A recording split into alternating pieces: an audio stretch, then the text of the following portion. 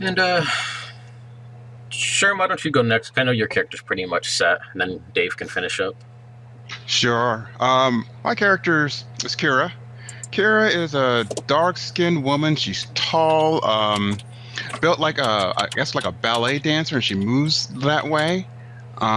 She has these two horrific sets of scars going down each of her arms, which she doesn't try to hide at all. And if anybody asks her about them, she usually just gives them some quick, flippant answer. She doesn't tell them the actual truth. She has spent her life surviving. So she's gone from being very wealthy to being very, very poor. Okay. I figure right now she's in town to figure some way to make a living because she's down to her last, I think, like 10 copper pieces or something like that. That's about it. All right. Lord Urian is going to be sending everybody over 2 silver pieces to add to their coffers. So you can add 2 silvers to your coffer, and if you wanted to pick up anything between, when he assigned you this mission and your travels, you can spend that and pick something up too. Just a quick notice, I bought a toolkit. Okay. That's how it's called, with 1 silver. It says it's common, so I assume that I am able to find. Now, seeing as it says it gives you proper tools for one of your professors. Okay. For professions, sorry. So I basically wanted to pick like an engineering toolkit. I do not know what that contains, but I assume that I will have some pitons, a hammer probably. I don't know, some screwdrivers or, something around this scope. I would expect that it's there, right? Yeah. Whenever anything comes up, just let me know what you pull from it. Anything of that scope, though, yeah.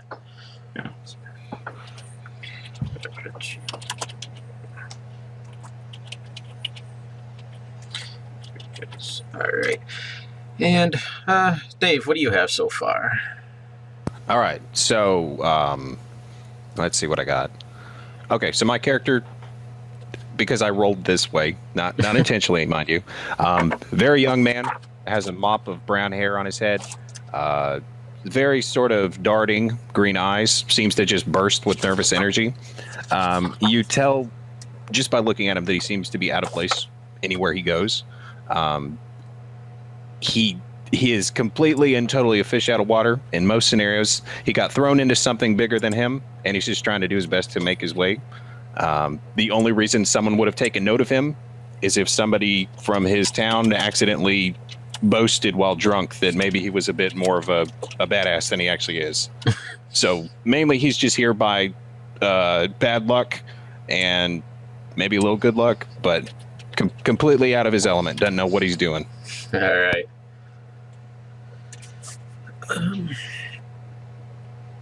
Let's see. Get your private. His name is Donald. All right. And, I'm going to send you guys over some rumors that you've collected around town. Then we can kick things off. Let's see. Oops.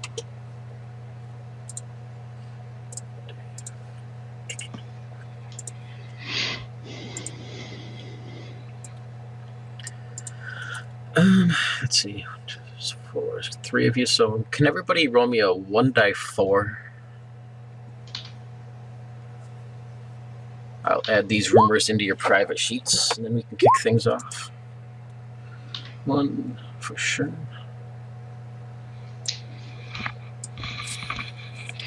Hey, Morgan, if it's okay, I'm going to spend my silver pieces on armor. Okay. Yeah, that's fine. Let's see. So, sure, you got 1.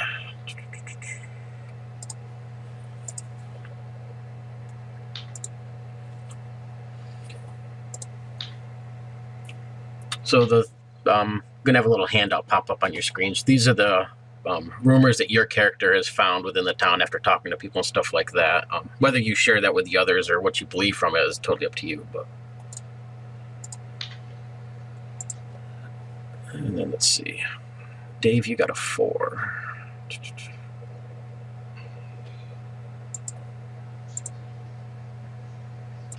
2, 3.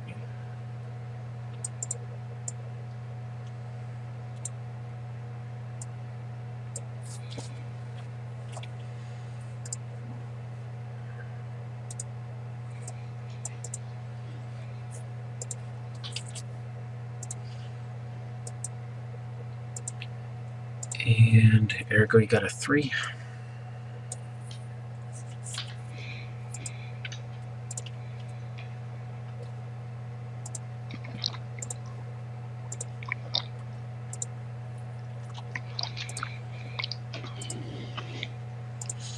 Alright. Did everybody get those okay? I did. Okay. Yes, I can see them clearly. Okie doke.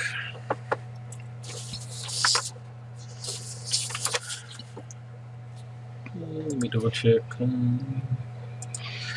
I guess if anybody else shows up, we'll just kind of fill them in as they hop in, but otherwise I'm going to just go ahead and get things started. I'll just scale everything back a little bit for the 3 of you. I don't think it'll be too much of an issue. But all of you give yourself 1 healing potion as well, on top of if you have any more. All of us? 1 healing potion? Yep. Okay. I expect this session to be a bit brutal. So since we don't have a priest with us, so... Alrighty. All right, then I'm going to spend 1 of my silver to pick up a large shield, because if we don't have a priest, maybe that'll come in handy. Yeah.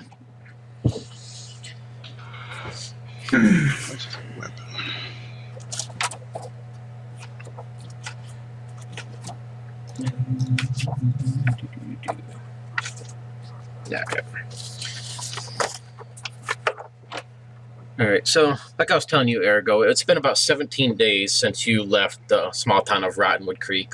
You got your note from Autarch Urians to head over to this small little halfling village, the Takallan Tentville, actually. And there's only about 30 to 40 halflings here, come or go. There was a smaller halfling village off to the north of the swamp, but it was razed and pretty much destroyed by, they're calling them mutant turtles.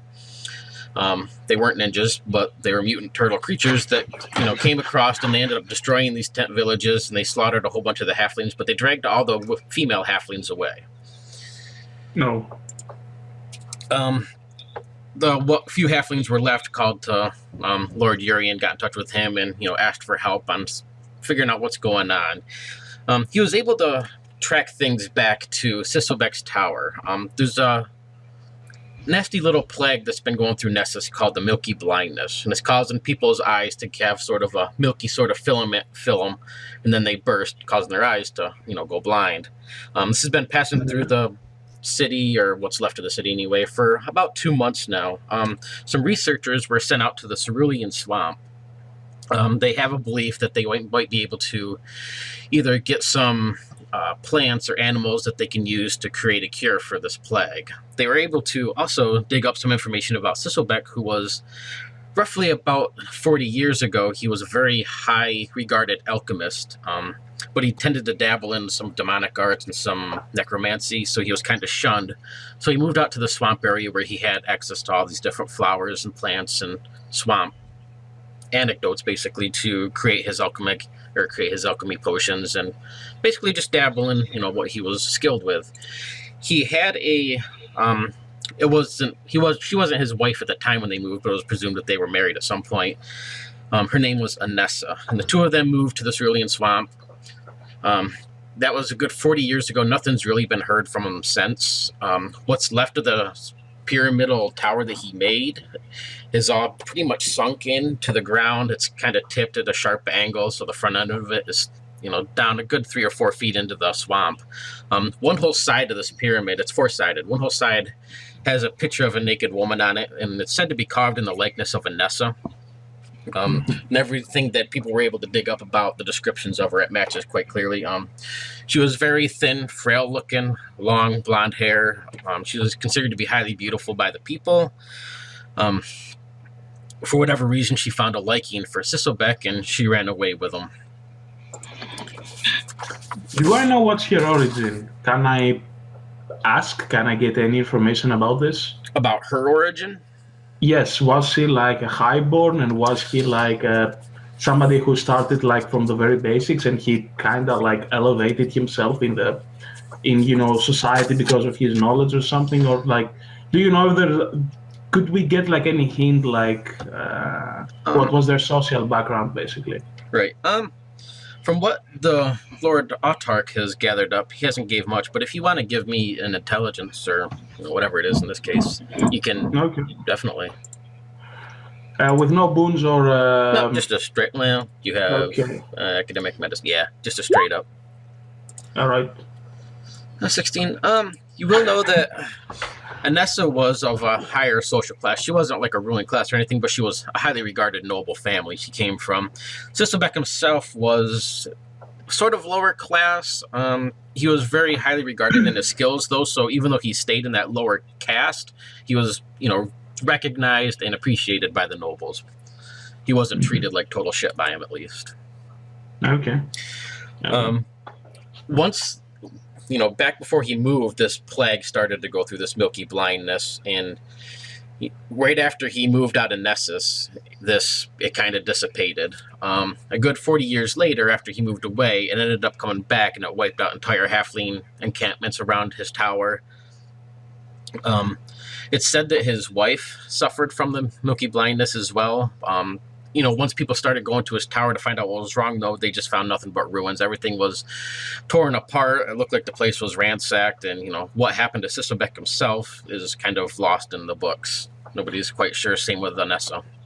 Like I said, that was 40 years ago. Fast forward to now, and people are saying that there's something that has taken over his tower, or what's left of it, something that's living there. They're claiming that they've seen these mutanoid turtle creatures and lizard-like creatures and like troglodyte ogre things that have been coming out and ransacking all the halfling villages, dragging the females away. And Lord Urian has sent you to check out this pyramid. See what's going on, see if there's something you can do about it. And in the turn, you might be able to possibly find out any information he has about this milky blindness. Perhaps he was able to come up with a cure since his wife had it, or, anything that they can work with to try and cure this plague that's starting to sweep through Nessus once again. All right. Well, seems I'm the most appropriate person to handle this sort of thing, since I'm also immune to diseases. I mean, if there is anything fishy going on there health-wise, I wouldn't be affected by it. So it would make sense for Lord Uric to send me there. But I would expect that I wouldn't go alone. Nope, he lets you know that there's going to be at least 2 others, possibly 3, that meet you in this little halfling village of Green Tent.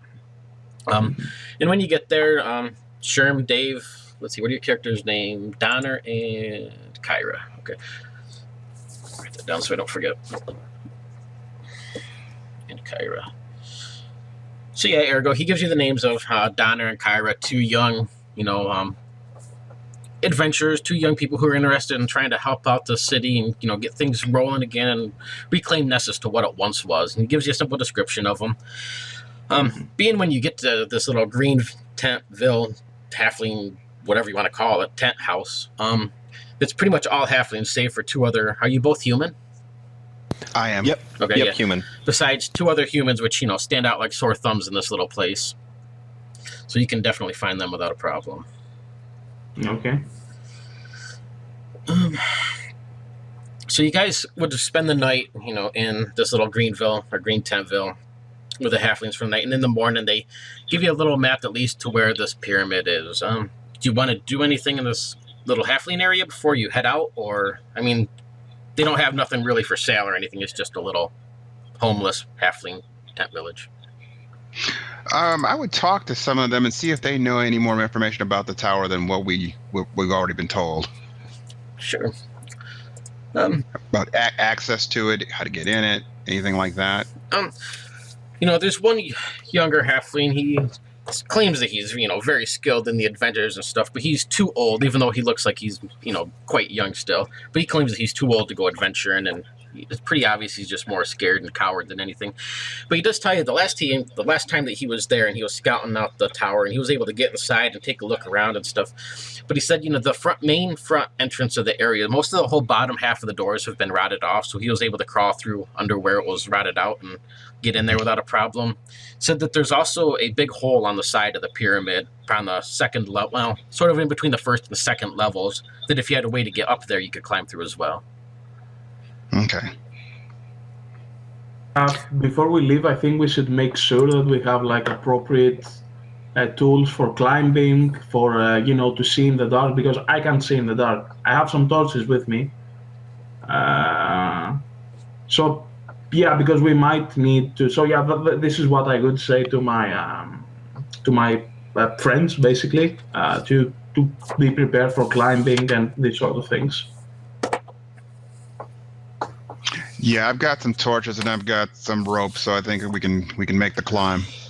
Excuse me. Okay, now as far as who we're looking for, it sounds like it's mainly the women that were abducted, or are there also other people who were abducted? Lord Urian did, send a message over as well that he did send out 2 research groups that were in this area to start doing some research. Neither one of them returned, but pieces of them returned in crates. He woke up, a few days later, and there was just a crate on his doorstep that had, like a severed arm, a severed limb, part of a skull, and everything just kind of piled in this bloody crate. And it had a note in there, let's see, that listed, that they considered, whoever sent this crate, they had a note that listed, or that said that they considered this to be an act of aggression towards them, and that if any more further groups interrupted the sanctuary, then they would consider it an act of war, and they marked it as the Disgrace. Okay, so were those the exact words that the letter had written on it? Yep. Okay, so at least the guy who did this, he is an eloquent man. And have we made any sort of contact with the, I guess the leader, the chief of the sort of tent village, or are we just sort of blowing through without talking to any of them? No, if you guys want to talk to him, you're more than welcome to. There isn't really any sort of leader or anything. They're all just kind of doing their own thing. It's just a little traveling group of halflings. This is just where they set up camp for the week at the moment, and before they move on. Just from sort of how we see, traffic around us, is there like one place in particular that everybody seems to be coming and going from? There's a center barrel that has like a flames, and people are staying by it to make sure that they stay warm, and sort of like a little drinking bonfire sort of thing. Well, I would like to ask generally the halflings what's like the best way to. What are the routes to go to the tower from this village? The one of them kind of points down the road. He says, straight down the road right there. He says, it'll lead you straight into the swamp and straight to the tower. You can't miss it. Should we concern ourselves with anything that's hidden in the swamp? He says, there's all sorts of demons and creatures and vile swamp folk in there. You should be on the lookout for sure. I hear there's a 5-headed dragon in there. Yeah, definitely. And when he mentions that, one of the halflings beside him was like, no, it's 7 heads, 7. Get it right. All right, I will. If I ever meet it, I will try to verify your hypothesis there. So, thank you. All right, so you said we also have to prepare for a 7-headed dragon. So there's that. I don't know how you prepare for that. Yes. I guess you do a lot of stretching, so when you see it, you can run without cramping anything up. Eat a banana. Make sure my laces are tied tight. He says, there's, demons, and there's a swamp empress. She's a vile creature, half octopus and half bloated maiden. All right. Okay, I really cannot think anything else in terms of preparation. It looks like these guys, they don't know what they're talking about. So we wouldn't get like any particular details that could help us. One of aside- the halfling ladies comes over. She looks like she's really old and pretty weathered, and she says, "Gotta watch for the ghouls. Watch for the ghouls." What? Could you elaborate a bit more on that, please, ma'am? She says, "The ghouls, they'll eat the flesh from your bones, slurp the marrow from them. Vile creatures. And then you become a ghoul." And she kind of points at the other two, and then she says, "You two then have to watch for the ghouls." So me, I'm the one who's gonna. Okay, sure, okay. Oh, well, I needn't worry about it then. All right, so I'm trying to think out what else can we, what kind of information can we gather? What kind of additional information can we gather? Do we know if there's like any real veteran in this place? Somebody who is kind of famous, as you know, the old guy who has traveled much. One of them comes over and he hikes up his shirt a little bit and straightens himself out. He says, "Tuck a little foot at your service." He says, "I'm the most knowledgeable of our troop right here. Anything you need to know, I can help you out. I got plenty of stuff for sale at my shop." And he kind of points over to this little ramshackle wagon that has like a gimpy sort of horse hanging on the side of it. He says, "I'm quite esteemed among my colleagues." They all just kind of groan and moan. Okay, so how old is this person? Can I tell if he? Can I like tell a if he's middle-aged. old? Middle-aged. All right, so I would like to ask him what he knows about Sysobeck. What can he tell me about Sysobeck? Says, well, he takes out like a little pair of monocles glasses from his pocket, and he kind of hands them towards you. He says, "For just 3 silvers, you can have these. They see in the dark. I hear Sysobeck's tower is very dark. You might need these to be able to see. They're night reading glasses." Oh, well, Here, try them on. I don't think they're appropriate for me. I mean, maybe one of my companions would like to try them. Oh, yeah, he'll hand them out to whoever. Yeah, Donald will accept them with sort of like a trembling awe, being the bumpkin that he is. He says, lad, try them on. You'll be able to see perfectly. Now, is it actually dark enough here for them to actually kick in if they were to be night vision goggles? No, it's middle morning. It's perfectly clear. Wow, I can see like it's just daytime. Exactly, he says. Because it is daytime. Yes. And how would we test them, sir? And he says, for 1 silver, you can take them and you can have them out. When you get to Sysobeck's tower, they'll work perfectly. It'd be like daylight. Trust me. Sold. Donald hands him a silver shilling. Nice. He says, thank you, son. You're a good lad. Those will come in handy. He says, Now, just if you wouldn't mind throwing this in, just maybe so I could be a repeat customer. As far as this swamp hag that we've been hearing about, is she anywhere near the vicinity of this pyramid? I just want to know how fast we're gonna have to run. He says, "Oh, the Empress." He says, I don't really know. I haven't heard much about her. From what I hear, she lives in the heart of the swamp, and that's quite a ways in from where the tower is. If you don't head past the tower, I don't think she'll give you any mind. Sir, I noticed that you drop your price very quickly for 3 silver to 1 silver. That's a very handy bargaining technique you got there. So I have many years of practice, and you look like fine people that could use a hand. I know you're here to help us halflings out and destroy the disgrace that's been taking our women, and I like my women, so I'm more than happy to help out. And I'm sure you back your product, right? If it doesn't work, you'll give my friend back his money. I'll give him 2 silver. Just come right back here, and I'll pay back. Uh-huh. Okay. The name's Pekka. But you didn't give me any information about Sysobeck. Says, well, what would you like to know? Who is the last? Has anybody seen him? I mean, it's been 14 years that he's been away, but... Says, yeah, probably a good 40 years ago. I'm sure there's plenty of people that seen him around, I wasn't around, so I can't tell you what he looks like. But there was people who seen him. Do you know anybody? I know In this- plenty of people. He says, that over there, that's Lindsay, and he kind of points to another, and that's Sammy.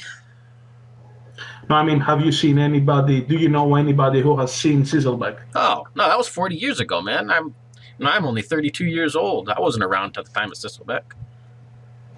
So there isn't anybody who is old enough that could have seen him or could have spoken to him. Says, well, probably not. I mean, you could ask some of the older halflings around, but we travel from place to place. We're a nomadic sort of culture. We really don't pay attention to those humanoid kinds, and people living in swamps. That's not my thing. Has anybody in this place suffered from the milky disease? The milky blindness, he says. Yes. No. He says, seems so far that a halfling seem to be kind of immune to this. He says, I haven't seen anybody. Nobody in our town or our troop here has suffered from it. Haven't heard any word from it. No, I haven't. That's why I'm asking. What can you tell us about ghouls? Have you seen any ghouls? They come out every night. They walk the forest or the swamp line. Nasty little creatures, beady red eyes. But they don't leave the swamp, so if you stay away from the swamp, then they won't bother you. But otherwise, they'll strip the flesh right off your bones. Oh, yes. Sure of it. Is there any way to avoid them aside from not being in the swamp? Is there anything that averts them, like fire or I don't know? Says they don't seem to like the daylight. Never seen one in the day. Okay. And if you wear those glasses, it'll be daylight. Donald just looks extremely pleased with his purchase. Kira just rolls her eyes. All right. Well, what can I say? Thank you for your time, sir. Says, sure. And he kind of gives you a little card that has his name, Pekka. And he says, look me up if you're ever around again. I'll see what sort of wares I have for you. You look like a type of guy who would like some gears and knobs. Yes, I would definitely might require a purchase like this in the future. He says, Thanks. I'll hook you up. All right, so I kind of start heading out. I don't know whether you guys follow me or not. You seem to know what you're doing, so Donald would follow you, much like a duckling follows the mother duck. Okay. Then I'll take the trail in, follow after them. All right. I feel a little bit uneasy because like Ergo is not being used in. He's not fit to be in a leader position because he's actually built to follow orders. So it's kind of like an awkward position for him. Like he expects the others to go like into the door and then he follows up. So and then they are actually following him. So there's like if there's like a decision never to be made like. So it's this awkward like pause like happens like as we scoop around the town. Is this Have we even introduced ourselves, or are we just all like assuming that we're the people who we're supposed to be? Or we're like, hey, we don't look like the rest of them. We must be those guys. You're not a Yeah, halfling, so exactly. you must be part of the group. Yeah, exactly. But that's how we found ourselves, I think. Maybe we should talk about that as we're making our way to the tower. So just to make sure, you guys are here to the milky blindness, right? I just want to make sure because I'm really new to this whole thing. That's what we're getting paid for, to look into this tower. Well, I am actually. I work for Lord Ulrich. I have done plenty jobs for him. I am actually one of the slayers of the Seabits. That happened like 3 weeks ago. My previous group got disbanded, but I got orders from Lord Ulrich to search for a cure and to help the halflings with their problems with the turtle man. Well, it's all good. It's everything is being done for the good of the realm. So this is primarily the reason why I'm here. Plus, I do have a personal interest for the findings for whatever I can scavenge from Sysobeck's tower. Well, that's pretty much the reason why I'm here. And I kind of like, give like a glare, like a stern glare to Dave. You know you've been scammed about those glasses, right? What do you mean? Oh, don't ruin it for him. I mean, I can. It's perfectly. Have you put these on? It's just like daylight outside. I think it's. Well, I think it's. I apologize. And he sort of extends a hand towards the metallic man whose name he still doesn't know, and then looks back to the person behind him and sort of tries to extend a hand to both of them at the same time. My name is Donald. I am absolutely 100% out of my element, but I will do my best. Nice to meet you. All right. Eric is the name. I kind of like push the glasses. They are not made to fit into my mask. Name's Kira. Please don't get us killed. Okay, I'll do that. How old is Dave? Does he look like extremely young? Like He's about years old? 16, 17, something like that. Basically, you're talking to somebody who you'd see behind a McDonald's counter, and that should terrify you. Can you describe us our character? Like, what kind of weaponry are you using? Like, he is basically in a what could only be described as farmer's clothes with a club and an outrageously large shield that seems to be completely out of place. You basically have someone who looks like he should be working in a stable with a shield that is far too large for him. all right. Where did he get the shield from? Did he buy it, or was it gifted down, maybe? It was probably something that somebody saw him. He declared himself to be an adventurer in training, and they felt so sorry for him that they cut him a really good deal on it. Nice. You know, Erigo is kind of like he misses Gerbane and, you know, the dwarf that he used to travel with, and he's like, you know, where's that old Stampy dwarf when we need him? Have you ever wielded this before? And I point at the club. Yeah, this thing I'm really good with, and he sort of awkwardly shifts the shield around. This thing, not so much. Okay. Have you ever wielded a sword? Closest thing, probably a cleaver, because, you know, when you're working on the farm, you got to do, you know, you get the cows and and he just sort of trails off as he sees the look in your eyes kind of, you know, die. Okay. Have you wear any armor before? Now, just checking, does an apron count as armor? I don't think that qualifies as armor. Then no, I haven't. Okay. Did Lord Uric send you for this mission? No, I will admit, when I got the summons, I checked with several other well-known fighters in my village, and it was apparently addressed to me on purpose. I'm still trying to figure out if this is some horrific joke gone horribly wrong, but here I am. I have a feeling the joke's on us. Yes, especially on me. I mean, in case something goes bad, I mean, you only have to miss, like, what, 10, 15 years? I have an eternity to lose. So, okay. So what about you, Kira? What can you do? I'm pretty good with a dagger. I'll get you into this thing, whatever it takes. How about you? Well, I'm a renowned magician. And a doctor. Really? Yes, indeed. I don't think I've ever met a machine before that was a magician. Oh, well, there's always a first time for everything. Apparently so, looking over at Donald. Donald's just transfixed on Ergio now that he's like magician, just like beyond awe. Oh, well, I think it's not, you shouldn't be fascinated. I was built to be this way. I mean, humans, they are able to achieve my stature and posture and my stature and they can obtain my ability through sheer effort. I never had to practice my art. I was built to use it. And that's what makes me more efficient than most of humans. Not much ego there, right? No, I was built that way.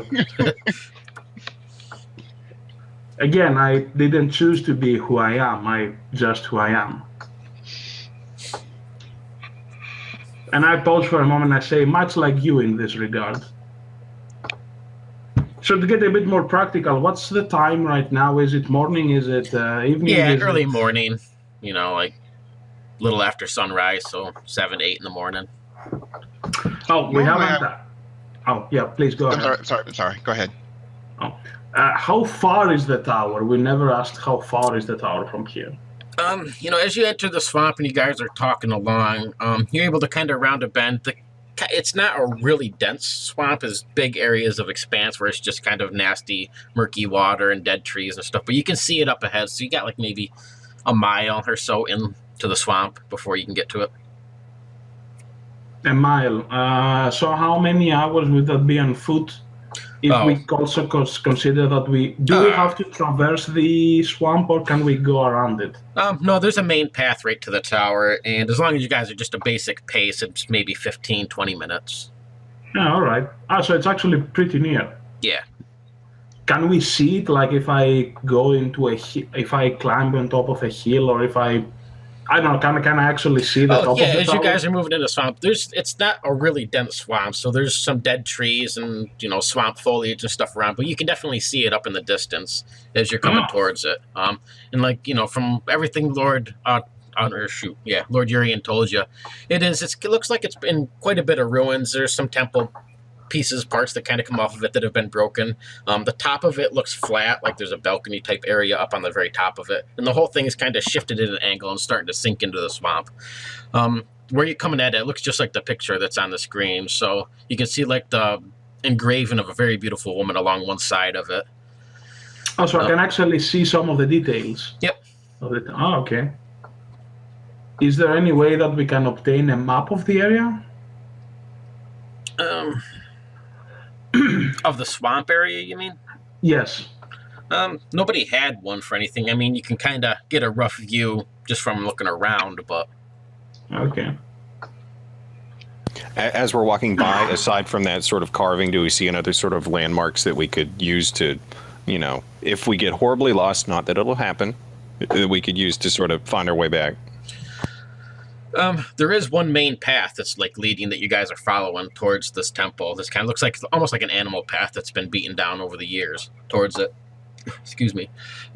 In the distance back behind you, you can see the mountains and stuff like that. So, I mean, if you were to get lost, as long as you could head towards where you can know the mountains are, you'd be able to get back out of the swamp. Okay. Presumably.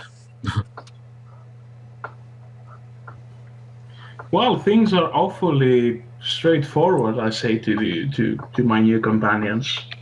Do we want to take a circle of this thing, get an idea of what's going on around it, make sure, see if we have any opposition? Can we see how large this thing is first? Because if it's going to be more than a jog to get around it, then we'd be going deeper into the swamp, and then, you know, the whole Swamp Empress thing, and then I don't know about that. I don't know anything about this Swamp Empress you're talking about. Let's see. Well, you know what Pekka was talking about, the octopus bloat maiden thing, horrible gnashing teeth, tentacles. That's the first time I'd ever heard of such a thing. Do you really think that he was truthful? No, he was not truthful. Why would he lie? He cut me such a good deal on these glasses. Exactly. Oh my god! You know, you see Eric go. He makes like a face palm. I'm like, why am I always surrounded by intellectual inferiors? Oh my goodness. So I tell him those were completely idiotic, unnecessary statements, gentlemen. I would only conserve myself with the ghouls. So I think we shouldn't walk during the night. And that's pretty much the only thing we have to concern ourselves with. I needn't worry about any dragons. 3-headed, 5-headed, or 7-headed. Wait, there's a 7-headed? I thought there was only a 5-headed dragon here. Well, no. Dragons have one head. Unless, if any reptilian creature contains more than one head, that's a hydra. It's a completely different creature. They have different molecular structures, I try to explain. I mean, that's not exactly what's happening, but that's how he tries to put it. You just see literally steam pouring out of Donald's head. If you ever meet a dragon or a Hydra young, Dave, you should definitely cut its head. That's one of the Hydra's primary abilities. It's able to regenerate itself. Donald just looks at his club. Yeah, that's why I recommended you wielding a sword. I don't think you can do anything with that club to a Hydra or a dragon. You could certainly try. Well, if you ever meet a dragon or a Hydra, I suppose we have to run for our lives. Yeah, don't try to be brave in this kind of circumstances. Looking at the pyramidal temple as you come toward it, it's about 70 yards square at the base, so it's not massive or anything. It's Takes up the area of about a football field. Yeah, a little bit smaller than a football field square. Yep. Yeah. Wait, American football field or European football field? American football field. American. I don't know how big American. a European one is. Okay, I think ours are a little bit bigger because our football is soccer actually, so it's a bit it's a bit bigger. Okay. Well, I don't think there's anything left for us here. Maybe we should proceed. It's still morning. If you were to guess by looking at it, it probably has 2, maybe 3 floors if you count the very top of it. It's hard to say, but it doesn't look like it could be much more than that. Do we see any evidence that somebody else has been here recently? Like footprints, broken limbs, anything like that? Why don't you give me a perception? You can actually give yourself 1 boon as well, since the ground is kind of murky and damp and soft. All right, now here's where I'm going to fall apart because I'm still trying to figure out the boon bane thing. Nope, you're all right. Under your character sheet, let's see. You should be able to bring it up, and then under your basic info, I built in the rolls right into your sheet. So you can click over to perception, and there's a little 20-sided die symbol thingy. Yep, I see it right there. If you hit that, it'll just pop up and ask you the number of boons and the number of banes. You'll always have one or the other. In this case, you're going to have 1 boon, so you just type hit 1, hit enter, and it'll roll it right for you. Just like that. Ooh. You don't really see anything. It's, the ground's definitely swampy and murky around. You see some pretty large footprints and stuff, but they kind of wander off, and they look to be more like bear or some other large animal more than they do humanoid. Would I know a bit better what sort of animal it was, since I am a teamster? I think so, yeah. So, yeah, you recognize it as some sort of large bear-like creature. It looks like it's a little bit bigger than your standard bear, but it has the same sort of footprint. But it doesn't seem like it's going towards the tower. It's just kind of like wandering off into the swamp. Okay, so we don't have to worry about bears raiding the temple. For the temple itself, though, you don't see any kind of thing going on around it. As you sort of make your way around it a little bit and take a look, you can definitely see where the front entrance is, and it looks like they're large wooden doors. A lot of it has been rotted away, so it's kind of rotted at the bottom of these doors. And from what that halfling was telling you, it seems fairly true, because the bottom of these doors are rotted right out where somebody could fit underneath of them. Are you actually going to walk around the building, or? I think we should first have a better view of all of it. So I think we should start making a circle around it. I don't know if you agree. Are there any climbable trees nearby, or is this like a clearing? It's pretty clear. There are some smaller trees you could climb, but they're not really big enough to get anywhere up with. Plus, most of them look kind of frail and dead, so probably not the safest of choices.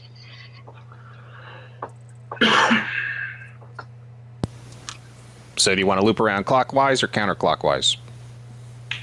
Did he mention on which side was the entrance on the first floor? As you're moving towards it, it would be on the left-hand side. It's right down at where the base of the woman's legs would be. Yeah, so as we're heading, we should start clockwise in order to see it, yes. Yeah. Swap back over.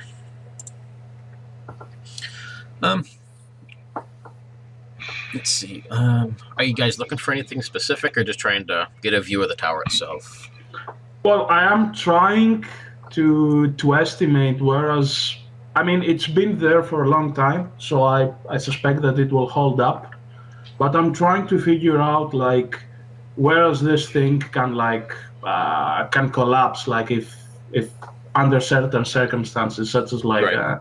not an earthquake, but like how steady is it? Is it like It looks like it's a really solid building. As you guys start to circle around, you do see one area it would be on the right-hand side of the picture, but that side, the eastern side of this temple, there is a large hole that's been blown into the side of this.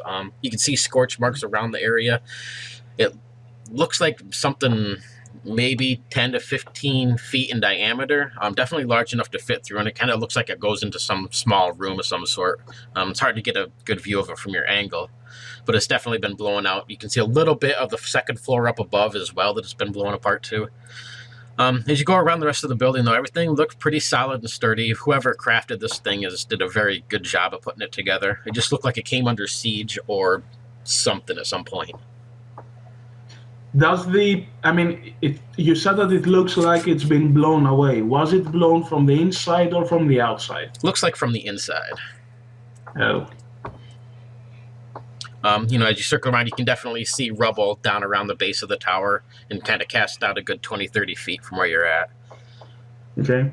I try to tease a little bit David by saying that this blast happens from the inside and we are looking forward into going inside. Well, I guess it's a good thing I have these glasses, huh? Definitely. Aren't you eager to try them out? Well, he didn't really give me any instructions or anything, so I'm just gonna wing it, I guess. How do they look like? Are they like my glasses or something? Pretty much, yeah. They're just very round, kind of bug-eyed, larger lens, but... Like Harry Potter's glasses, for instance. Yeah, the round one, yep. Yeah. All right, I see a pattern there. Does this feel almost way too welcoming? Okay, that was a rhetorical question. Okay, yeah, it feels like I go and I tell to my companions, this feels way too welcoming.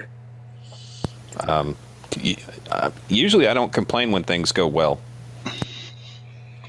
No, in this world, you should ponder when something goes well. Trust me. If something goes well, then things are expected to get really bad in a short period of time. Or they could continue to go very well. As you finish your circle of this building, you kind of come back around to the side you started at. Only other thing you noticed really about it of interest is the very top of it.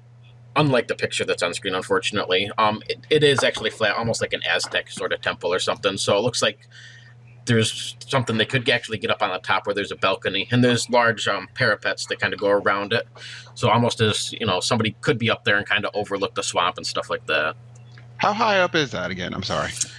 Let's see. The ceilings are 15, so 30, about 50 to 60 feet up.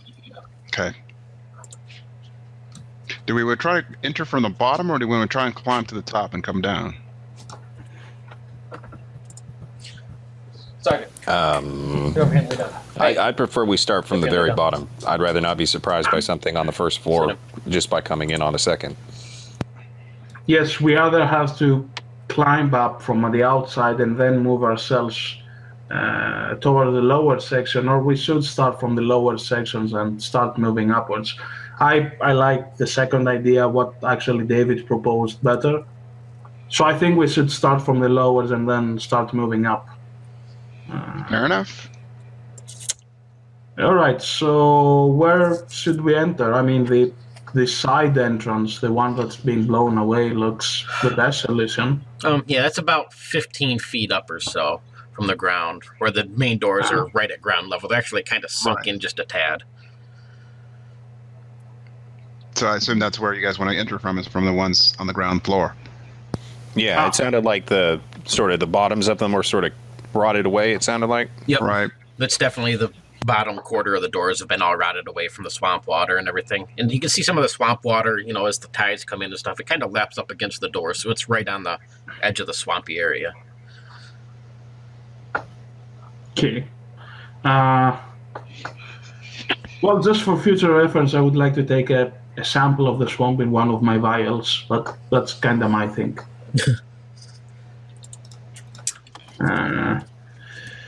All right, so we either have the door or the blown apart entrance, right? Donald started heading towards the rotting doors, just sort of squinting at them with his head cocked to one side. As you kind of come in a little bit closer, you can see a large pentagram has been carved into the door, and there's kind of like a blood smear across the front of it. And then you can see, as you get a little bit closer and you kind of squint with those glasses, you can see something in charcoal is written below it, and it says, "Stay low." Can everybody give me a perception check? Is this just a flat perception, or do I get a bonus because of my rad glasses? Nope, it's going to be flat for you, unless anybody else has anything that they think helps with perception in this case. I wouldn't. I don't think so. Ooh. Let's see, Donald's got a 4. Kyra's okay.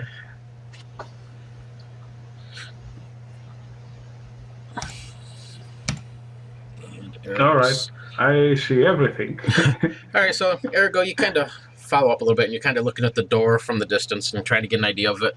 You and Donald, Kyra, as those two are looking at it, you kind of glance around, and when you look up, you can see some sort of large humanoid up on the top of this place, and it kind of peeks over just for a second, and then it ducks down again behind this little wall that's up on top of this balcony. You know, only a few seconds pass, and then you see this huge flaming skull come rolling down the side of this building. You will have time to act if you want to, but Donald and Ergo, you guys are going to have to take a slow move since you failed your perception. Just to give you guys a head up, I don't know how much you read about initiative in this, but basically you have a fast move or a slow move. For a fast move, you can only move or take an action, one or the other. For a slow move, you can move and take an action. Also, everybody gets a triggered action, which I don't think anybody really has anything now, but different paths and different abilities use triggered actions to do stuff. The only one that'll really come up is if you're in melee combat and the enemy moves away, it'll trigger you a free attack for you, almost like an attack of opportunity. I don't think anybody else has a triggered action special move yet, though. So, Kyra, you have time to take a fast action if you want. Okay, I'm sorry, I missed this part. What is the flaming thing coming down this? It looks like a large skull, but it's on flames as it's rolling down the side of this building, right towards where Arago and Donald are looking at the store. A skull, huh? And I get a fast, so I can take a move or an action. Yep. I will yell out for them to get out of the way, and then I'll get myself out of the way. So I'll take a move. All right. Arago and Dave, you guys have to. Can you both of you give me an agility check with 1 Bane?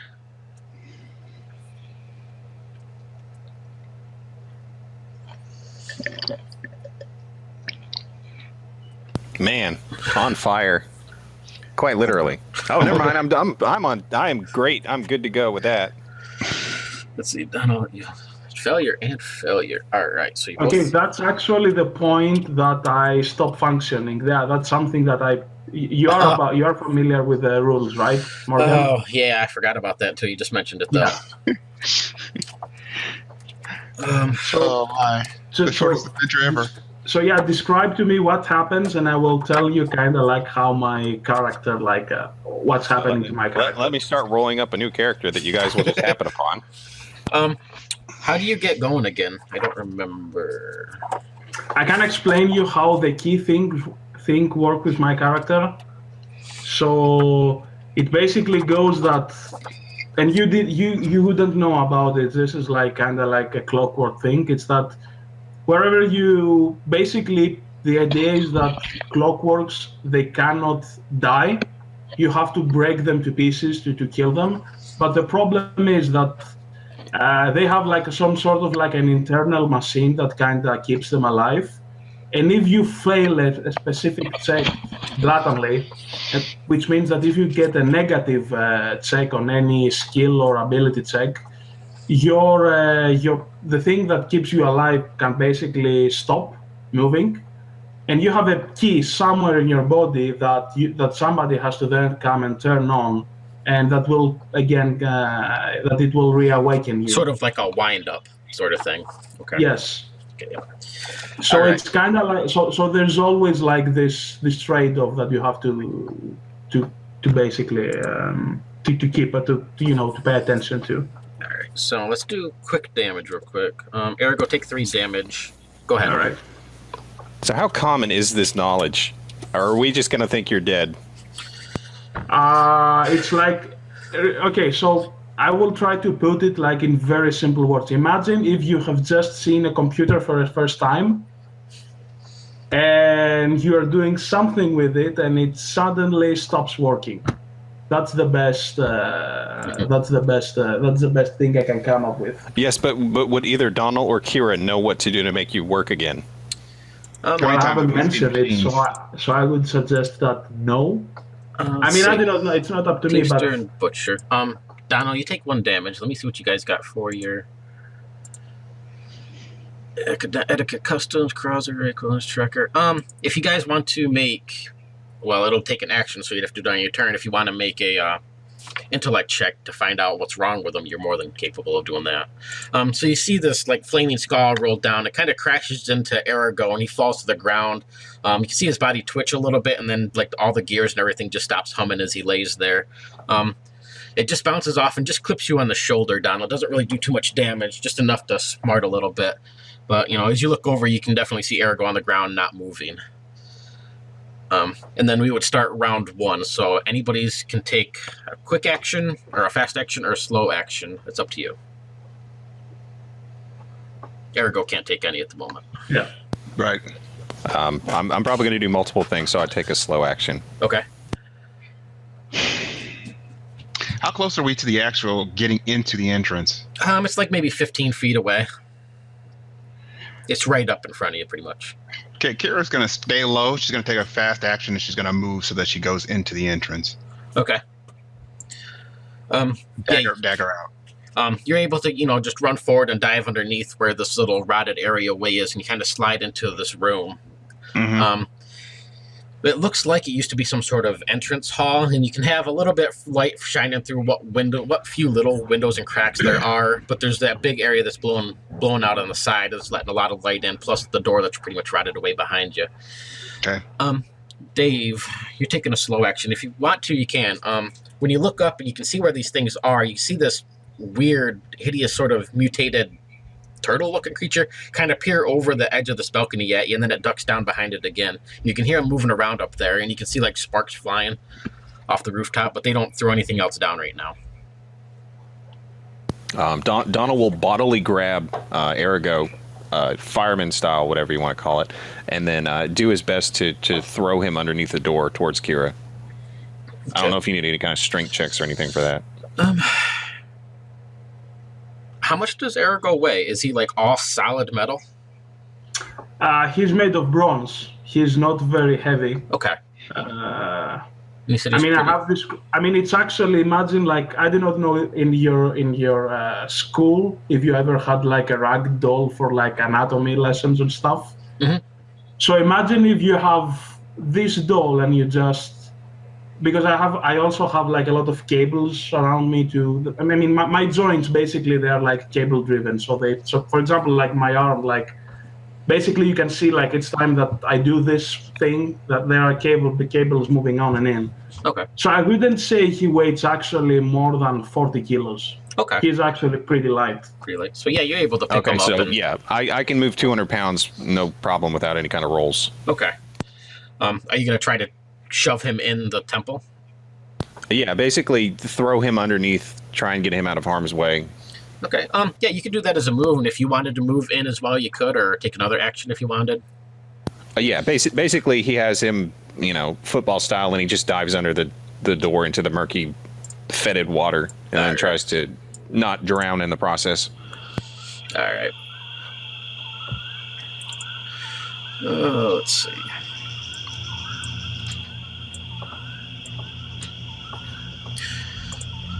As you kind of come into this room, and you get the same kind of view that Kyra does, she has, or you all can see like this large entry sort of hallway. I should have swapped over to the new map for you. You guys are in the area section A. To your right is like a large pool of water that goes off into a room where that section of the temple has been sunk down into the ground, has just been flooded out. You can hear a really incessant sort of humming coming from that room. To your left, there's a large stone door that's been sealed off and it's closed. Up ahead, you can see to the right is this room where there's a lot of light coming in, where you can see that the hole's been blown through. And then there's another little room off to the side. The room that you're in right now, there's a large pile of bones sort of almost in the center of the room, along with a really nice looking dagger. It looks like it's sort of a researching sort of dagger for like clipping plants and nothing worth fighting for, but just like a handy utility knife. There's a couple copper shillings on the floor, and you can see these bones that are propped up that look almost like they're human, and they have like rags that they're wearing of an old body that's kind of rotted away on the side. So the light level is pretty good in here. At the moment, yeah, for this room that you're in. It's gloomy, but you can see just well. You can see small little frogs kind of hopping around on the floor. It's really buggy. There's tons of mosquitoes and gnats and stuff buzzing around. Every now and then they sting or bite at you. Nothing, they don't do any sort of harm, just a constant annoyance. Okay, first question. Do we think that Arago is dead? It looks like it. Do we have any knowledge of the past about whether or not... If you guys have been in a machine before? If you both want to roll an intellect check, you might be able to know something about it. Yeah, Donald's dragged him over to a flat, relatively clean surface, and he's just frantically searching him over, trying to find a pulse, anything. Oh, Kyrie got it. Okay, he got a 17. So, as Donald's kind of looking him over and rolling him around and stuff, you see less small. What does his key look like, or what is it? All right, yeah, exactly. And I wanted to mention this to you. I actually wanted to mention this to you when I was on Facebook. So the thing is that, like, clockworks generally, they have a key on top of their bodies that they cannot see and they cannot reach. And this is like the way that basically they build their clockworks like this is so that they have no knowledge of this. So actually, Arago, he knew that he could malfunction if he's being stressed a lot, but he never knew where his key is. So I would imagine that actually, like, if you turn his back, you can actually see there's a hole, like, right under here. And if you could actually, like, put your hand in, but you have to put, like, your hand in like this, you can actually see something that looks like a key for a door. And if you actually pay some closer attention, like if you kind of scrap out his cloak and if you like open his, if you kind of see like from the narrow slits of his chest plate, you can actually see that most of the pistons and most of the cables, they actually originate from something that looks like a big circle or like a box that's located somewhere in his chest, and you can see that this key actually leads directly to that little box. So and if you kind of like, if you look like from, because you got like a 17 intelligence, so I guess you are kind of perceptive, you kind of see that everything from his body, like from some cables that kind of are connected to his brains, they all are attached to that little box. All right. Mumbling something about the fact that the machine said that it was better than us humans, right? I crawl over to it and I start winding that clock. All right. If you actually take, according to what the book says, if you take an action and you basically turn it, I suppose that this will wake me up again. Yeah. Yeah, I think that's correct. Don't dissect 3 lower and 4 higher, 1 damage. Yeah. Well, you're incapacitated, so you just become incapacitated. So yeah, you just basically kind of wake up per se. You're just no longer incapacitated, so you kind of come to and. Hey, Morgan. Yep. I forgot this. I took, as part of my gear, you can have a choices, and I took a level 0 incantation on a scroll. Okay. But it says you pick what it is. All right. At some point. Yep. I'll just open up to a random one here in a second and put it in. All right. It will be under illusion. It'll be vertigo, which is an illusion attack 1. So am I awakened just to... Yep. You see yourself being manhandled by Donald. All right. So as basically Ergo comes to life again, the first thing you kind of hear is that you kind of hear like his actuators as they are trying to get up to speed again to support him, to make him like sustain his gravity. He kind of like shakes a little bit initially, like, and then he comes to life. And you can see that for a brief moment, like that little box, because I assume that as you turn it, you are still close to him. You can see that there's a certain light that emanates from that little box. And the first thing that Ergo says, when he awakens, it's like, what happened? This has never happened to me. You froze up. Are you dead? Are you okay? What's it? Do you bleed? You don't have a pulse. I don't know. I have no idea what happened. I went somewhere else. And actually, do you remember that Morgan, you asked me to imagine a scene? This is what I actually had in mind. I will elaborate like after the session, but Okay. All I say is that I went to somewhere else. I was in another place. And you see him, he's actually trying to touch the place like around him. He's like trying to touch the walls. He looks very confused. He actually goes and touches you, Dave, and you, Kira. Okay. Are you Dave and are you Kira? He asks. I can't remember. I know you're having a moment here, Ergo, but there's some creatures that have just tried to kill us, and we probably need to move on quickly. You can hear like thumping around on the floors above you a little bit. They try to kill us, but I'm already dead.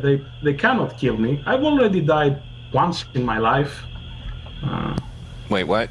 Hang on. It's not something that you should be terrified. Death, it's a very natural process. That may Again, be true, I'm but sorry I don't want to I'm sorry that I'm like trying to roleplay him like this, but this is how he would respond in my mind. Oh no, it's great. It's great, and I'm just responding that we're under attack and she's freaking out. So I'm gonna light a torch because I don't know how to respond anymore. So Donald tries to light up a torch. Hopefully he's not too soaking wet to do that. No, you can light one up without too much of a problem.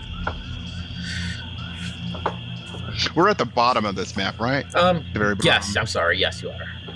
Let me get my freehand. So yeah, you guys are right in this way. Okay. So yeah, to the right is like this flooded out room. You can hear like really loud humming and buzzing going on in there. Definitely some sort of bugs or something. And then in the room, right in the center of the room, like right where the A is almost, is where you can see like a few scattered bones, a really nice looking utility knife of some sort, and a couple copper shillings. And then up against the wall on the side over here, there's been a body that's been propped up. It's just an old skeletal body wearing rags. How's that door been sealed up? Is it like so the one rock to in your front left, of it? it looks like a solid stone door. It has like a triangle engraving on it, but it does have two like almost large handles to grab a hold of if you wanted to pull it open, almost like a French door. Ugh.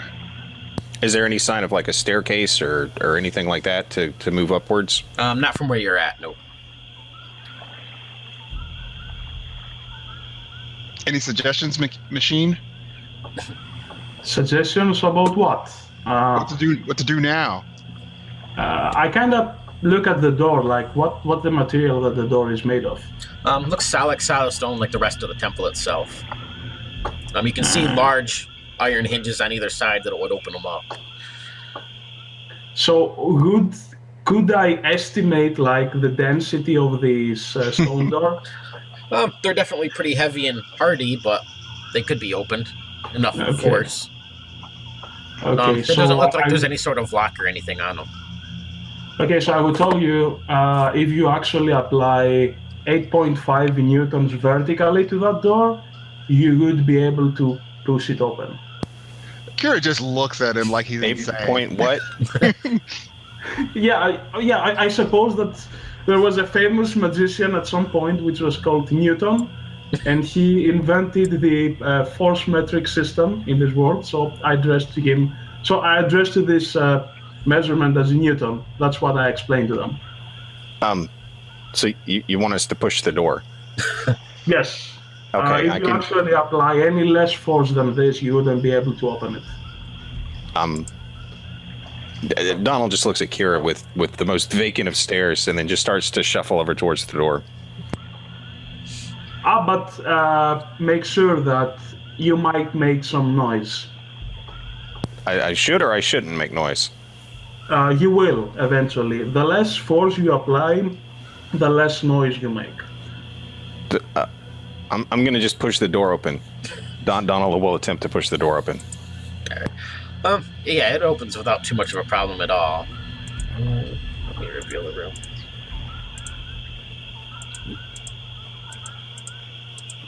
Maybe.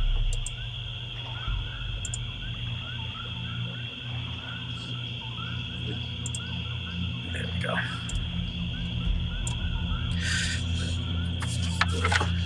All right.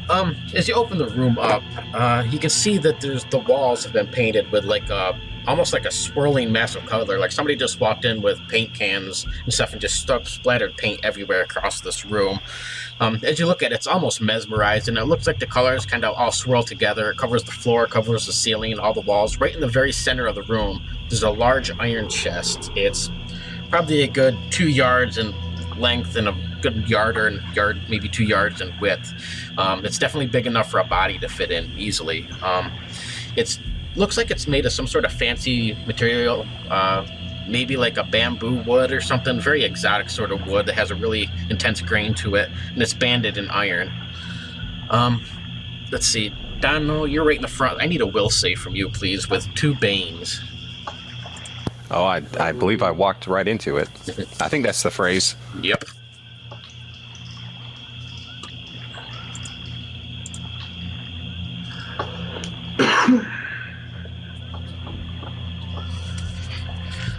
True. All right. Oh my goodness. Donald, At least it's not negative. as you walk in, open these doors, you're just like succumbed by all these swirling colors and the brilliance of this room. It seems to like glimmer off of your glasses. The only thing you really have an interest in as you walk in is this iron chest that's in the center of the room. When you walk over to it, you can see it doesn't have any sort of padlock, anything. It has a big hinge on the back side and a couple handles on the front of it. When you open it up, inside is just like a bed of nails, and the top of it has spikes that are all come down from it, so that whatever was inside this thing would be impaled by these spikes. Ergo and Kyra, as you watch him walk in, you can see that he lifts us up and starts to climb inside this chest. Oh, crud. Okay, and immediately like this, Ergo, when he spoke to you before, about these uncertain things, so his voice was actually much different than what he is now. Now he's much more direct. It's a different person. So he becomes like much more direct, and he says, "Kira, grab Dave." And I would proceed to use sense magic to see what happens in this, if there is like any sort of magical in this place. Yeah, the entire room has a magical aura. Looks like some sort of glamour or charm of some sort. Okay, but it covers the wall. I mean, the entire room and the chest itself as well. Like everything seems to be enchanted in here. Okay, so is the charm basically spell tries to lure you to the chest? From what you can tell, yep. So, and the chest is open right now, right? Yeah, you can see Donald starting to climb inside of it. Okay, so Kira, grab him out and I will close the chest. You're gonna go grab him? No, you will grab him because I might will grab him. myself again. I might shut down myself again. So I will close the... Is there any way to close it actually? Yeah, it's just a simple hinge. Okay, so I will try to close it and you will try to grab him. You see a look on her face like there's like this moment of actually sheer terror, and she hesitates as she's looking at that torture device, and then she'll rush over and try and grab Donald. All right, give me a will save with 2 banes. You got it. I will try to close the thing, by the way. Don't worry, we both can't fit in there. Oh yeah, we can. So Kyra, when you walk over and you get ready to grab a hold of Dave, this like overwhelming sense of just kind of like shoving him in and shutting this lid overcomes you. Oh, So I just roll him in there and I slam that sucker shut. So yeah, ergo. it's like you're sort of dive tackling him in there.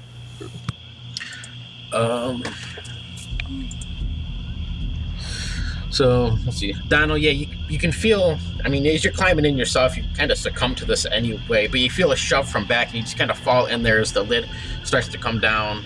You're gonna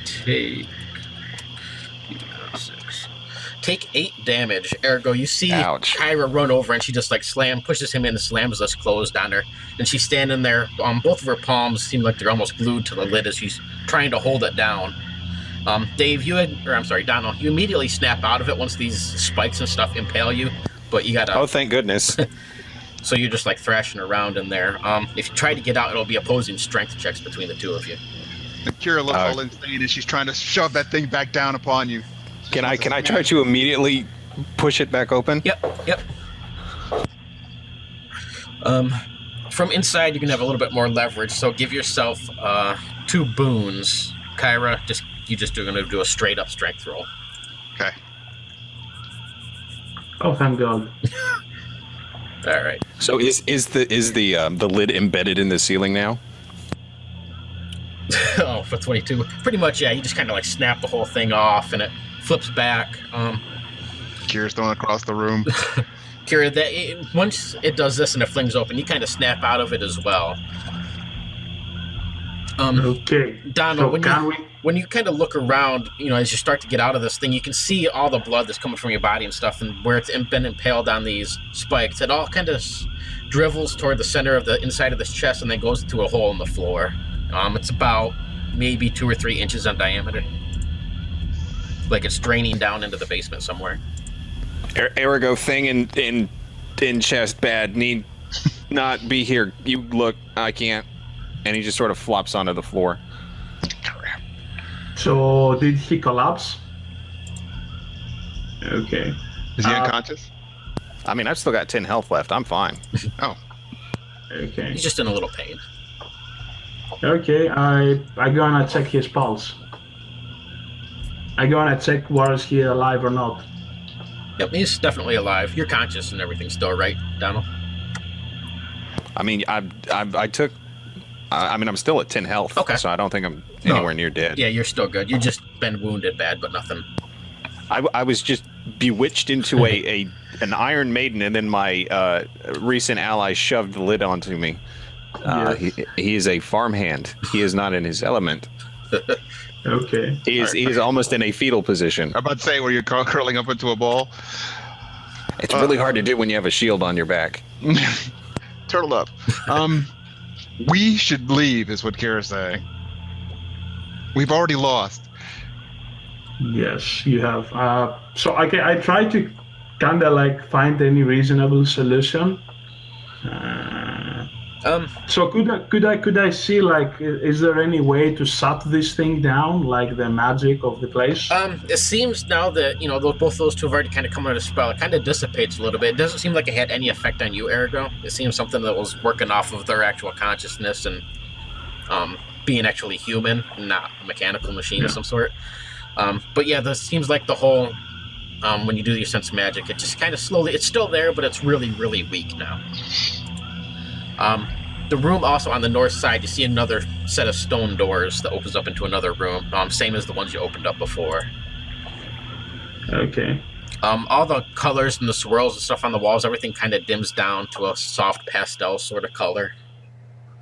Okay, I proceed to use my sense magic on the next door, on the one on top of the sea that we're looking for there. Looks like a normal basic door. There's nothing really magical about it. Okay. Same as the door you opened, just a solid stone door. It has a couple handles that would open up French door style. Okay, so... okay, I look at my 2 comrades and I say, are you guys all right? No. No, not at all. That wasn't an efficient question. Okay. Does he look all right? Well, I cannot make sure like where's your role right or no. Would I know any from my doctorate background? Would I know any way to alleviate their pain right now? Like super, like tedious psychological. Oh, please hear this and so on. Would I have like any sorts of You can give him recommendations? a very good moral support. Tell him he's okay. Pat on the back. Maybe one of your bandages from your body itself, and kind of wrap up his hand a little. Yeah, I definitely try to take care of Dave's wounds. Yeah, that's one thing that I would do.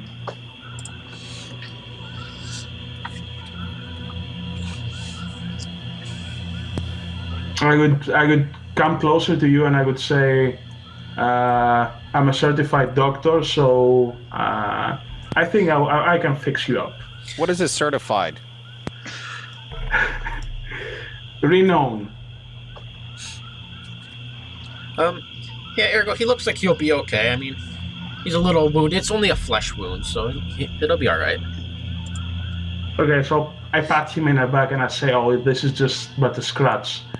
A young man vigorous such as yourself should have no problems in the near future. He just sort of stares at you incredulously and says, "You see that red stuff in there, right? It wasn't there until I was in there. Do you know where it came from?" No, I wouldn't. That place you just patted, that was the hole that it came from. Ah, well, you needn't worry. We can get that replaced when we go back into the city. It's not a big deal. Here, drink this. It will make you feel better. And I hand him one of my potions. He'll take it, but he is not having it. I'm assuming that's a healing potion and not some other horrific. Yeah, it's a healing potion. Yep. Potion invisibility.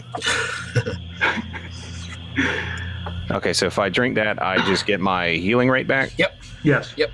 Okay, so let me see.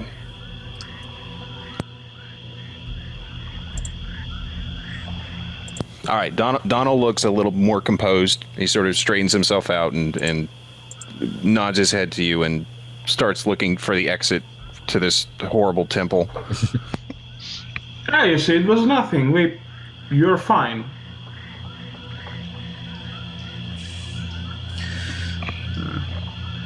What would you guys like to do? There's, the room you're in, it does have the double doors that lead north into somewhere else, the heavy stone doors. Your main area out front, you can see a couple more rooms. You could most certainly leave. Okay,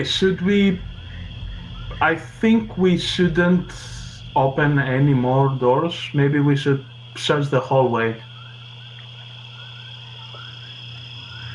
I think that you should lead the way, since apparently you're unaffected by these strange magics in this place. All right, I'll do that. So, before I continue, proceeding into the hallway, I assume we're still in room C, right? Yeah. All right, so you see, I will. One of the things that I haven't mentioned to you is that I actually have a lot of strings, ropes and stuff on top of me. And you see in one of those, there's like a metallic thing that clings on top of it, which is like a small spherical, and that has like a lot of cogs from it.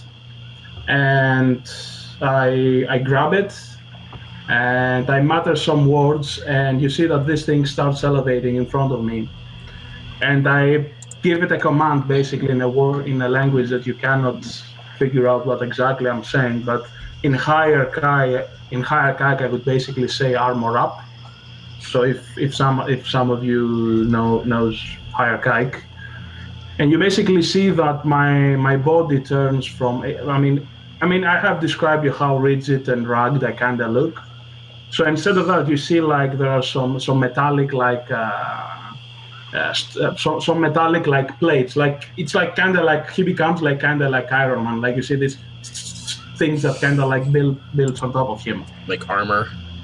Yeah, and David, do you wear actually armor? I don't remember. We had a funny conversation about this. Nothing. I got a shield and a club. All right, so I would say, young man, would you like some armor? Yes, maybe. What is it? Is it gonna hurt? No, you're gonna feel fine. Then yes. All right, so I point at you and I mutter the same words, and the same thing applies to you. It's actually for you. I mean, I kind of like it seems like I didn't mind so much about it, but for you it has kind of like a different effect because you could actually see that these plagues that they are actually building on top of your skin, so it becomes something like a second skin to you. So, and this happens almost in an instant, like in 2 or 3 seconds. So, and it seems like it starts from your feet up until your head, and it covers everything, like your fingers, your. The only thing that you can now have is again these 3 narrow slits as you know, as a mouth and as 2 eye holes. Now, just to make sure that someone who would breathe, they would be able to breathe in this, right? Yes, you do breathe, but you Okay. feel like very tightened, like your chest is very tightened. It's weightless. It doesn't weight like it weighs nothing. Like it's again, as I said, like it became like your second skin apparently. And I'm like, I kind of look like very sure of myself. And I say, yeah, that will boost your confidence. Okay, this gives you 3 armor class, by the way. Ooh. On top of your dexterity and your shield. Yep, so add another +3 to whatever your defense is. Yeah. Yeah, aside from the funky description, it actually gives some bonuses. All right, so can I see this watery thing? If I actually go to the doorway from C to A, can I see this watery thingy over there? Yeah, straight ahead, that kind of goes into the other room. It's just old, swampy, murky water that's been dormant and laying, just stagnant water from when the swamp itself, you know, overflowed and poured into this temple. So the whole temple kind of leans in this, wrong thing. Sort of leans right there, in this direction. So this is the area that just kind of got flooded out over the years. Right at the edge, it's only a couple inches, but you can see that it does slope down, so it's probably a good couple of feet by the far corner. I would like to, because I am holding a staff, I would like to kind of like go near the edge of it, and I would put my staff on it to see if it's stable or not. I mean, it's just stagnant water. You know, it kind of makes a slurpy sort of sound. It has some swampy vegetation and sludge in there, but that's about it. Okay. All right, I think maybe we should leave this for the second option. I start heading towards upwards. You said there was a body nearby, right? Yep. The body is right on the side. Let me swap a little bit. Right over here. And it's just propped up. It looks small, like it might have been a halfling or something. It just wears rags, really crappy armor that's been rotted away mostly. And then right where the A is, the letter A, you can see a couple copper shillings on the floor, and then the really fancy utility knife of some sort. Okay. If I look on top, like what can I see, like in the ceiling? The ceilings, they're kind of covered with moss and vegetation that hangs down. They're about 15 feet above your head, but that's about it. Really thick with bugs and stuff, but... Okay, I try to go near the dead body, but I don't go from the center of the room, I go wall to wall. If you, from C to A, I go wall to wall to the dead body. And So kind of up against the wall? Yes. Oh, okay. I mean, I don't go like this, but right. I try not to be in the center. Yeah, it looks just like a basic little halfling at one point in time. Its bones and everything is kind of desiccated and old. It's probably been there for a good many years to be rotted away, and there's just mainly the skeleton bones left. You can see he has a pouch that's been spilled open. There's another copper shilling next to him. Okay. So could I figure out what was why he died? I mean, couldn't I see, for example, any bone that's fractured, that's broken? There's... Actually, give me a perception check. All right. You have medical. Give yourself +2 boons as well. All right, just let me feel. Okay. Okay, so it's perception, right, with 2 boons. Yep. All right.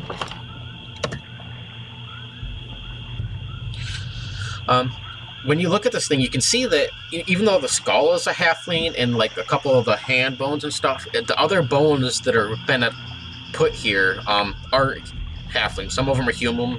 Some of them look like maybe orc or something. Some of them even look like animal bones, and they've all been kind of put in the shape of this little halfling, but it wasn't. It's all been made. It's not real. They're real bones, but it wasn't one body. They've been made out of several bones. So I kind of get a notion that it's artificially made. Yep. It's not something that nature would. All right. Well, that's a disturb. Okay, I try to put this in the most. Okay, no. So the way I say, and I kind of note to my comrades to come and have a look at this. Are you guys actually going to come to look at this? The last time I looked at anything, I got into something and nearly died. I'm going to stay a little bit back. I trust you on this. Same here. I'm going to go against the edge of the other far wall. Okay. Okay, so I would actually go and I would kind of lean like towards Dave, and I would kind of like, can you see like this bone over here? That's actually over there. That's an orcish bone. I know it from. Orcs tend to have like this big like rounded bones, so I can definitely like say that this thing is actually artificially made. We are onto something big here. So Morgan, are you sure you should be so close to something that might be a trap? That doesn't look like a trap. I mean, if there is a trap there, it's already sprung. Go ahead, Kyra. Oh, I was just going to ask Morgan if we still hear those sounds of movement we heard from above. It was just a few moments, and then it was shuffling, like shuffling around, and then it was gone quiet again. Okay. Okay. Okay. Seems like the next. Okay. So I do have 2 torches on me. Sorry. I would like to light them up. I do have tinder boxes. I think Donald had one lit, right? Yeah, Donald had one lit. Yep. Yeah, I had one going. I don't know where it is. Maybe I got into the Iron Maiden with me. True. You could still have it. I'm sure you picked it up. Okay, Even though you so can see perfectly fine with your glasses and all. Oh yeah, I mean they're amazing glasses. I would just like recommend to kind of like throw, like if there's like a room that we cannot see clearly what's happening, I would recommend that we should like tap a torch and throw it in first, so that we have like a better understanding of what's going on in there. Plus, it might scare off like somebody or something that's already in there. You can see a lot of light coming from the room up in this direction up here. And that's where the walls were blowing out. So that whole room is kind of bright light. The other on the opposite side to your left, that's kind of dark in that way. Okay. Okay, so back in my D&D group, we always had like a quote which says, "You always go on the right." I do not know if you wish to apply the same rule here. But yeah, we did have that like unwritten rule that wherever we didn't know where to go, we always went to the right. Since we actually cannot make, well, one reason why we should go to the right is to see like if there is like to try to narrow down basically the dungeon. No, that's fine. If we're going to continue with this, instead of going home, which like we should, then let's do it. She's going to move up towards the right. Now, are there any stones or any sort of anything like that on the ground, or is it all just sort of vegetation and it's sloshing water? There's a few little stones here and there, but nothing significant. Mostly just vegetation, little water puddles. Is there anything large enough that I could sort of just pick up and wing at that dagger sitting on the table? It's actually on the floor. It's not on a table or anything. But yeah, I mean, there's definitely some loose stones or, fairly decent size, hand-sized rocks and stuff, so. Donald would like to attempt to, I don't know if he would have to roll for this, but I want to try and knock over that knife just because he is beyond paranoid at this point. Yeah, you're able to, gather up a little bit of rubble. You can see some of the rubble from where the area outside has been blown out. So you're able to get a few cobblestones and stuff. When you throw them towards where the knife is, you can see the floor kind of gives way underneath it. The whole thing kind of collapses into a large sinkhole in the center of the room. Let me change my colors here. That didn't catch Arago, did it? Nope. So, kind of like this area right here. And the whole area just drops down into the floor, the dagger and the couple copper shillings, into a large sinkhole in the floor. It's about 15 feet deep. At the bottom of it, you can see it's just like a thick, quicksandy sort of mud. All right, 2 traps in should we just leave now? I think that's a very good indication that we should just leave now. Where's your passion for life, young Dave? Oh, it would be in living. Where's the excitement of new discoveries? Well, you discover all sorts of new things on the farm. I think the life farm doesn't suit you. Don't you feel you have a far higher purpose to fulfill here, young Dave? Nope. I'm happy shoveling manure. But think about it. How come you're here and not in your farm? Because someone played a really bad joke on me. Was it indeed the joke or was it destiny? No, it was a really bad joke. How are you sure about it? Because I know me.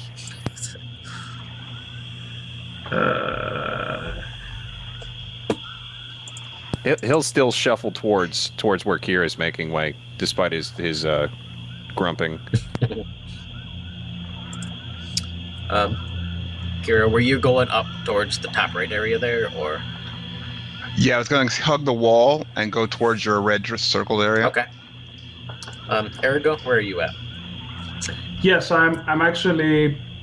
I suppose I'm like a little bit behind Kira. I'm also moving towards that road. That route.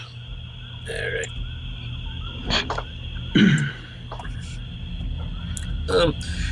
As you come around and you kind of peer into this room, you can see it was probably at one time an old kitchen. You can see it's a whole pile of porcelain that's been shattered, and the silverware and everything has been scattered all over the room. A lot of glass shards from wine glasses and cups.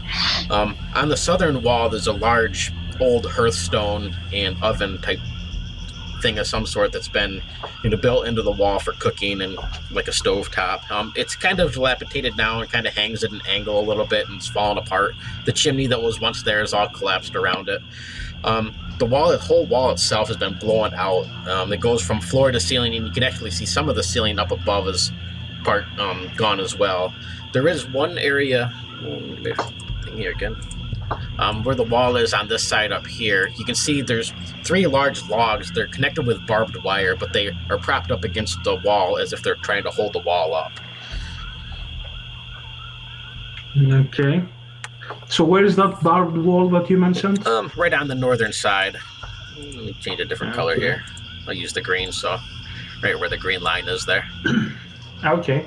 And there's just 3 large, heavy logs that are kind of propped at an angle. They're all connected with barbed wire. It looks like they've been, ripped out of the ground as like they used to be an old fence or something. But they've all been pushed up tight against the wall as if they're holding that wall up. Okay. So how recent does this sort of the pattern how recent does it look like? Is it like recent, very recent, not very recent? The explosion? No, the wires. Oh, they're old and rusted, so it's probably pretty old. Okay.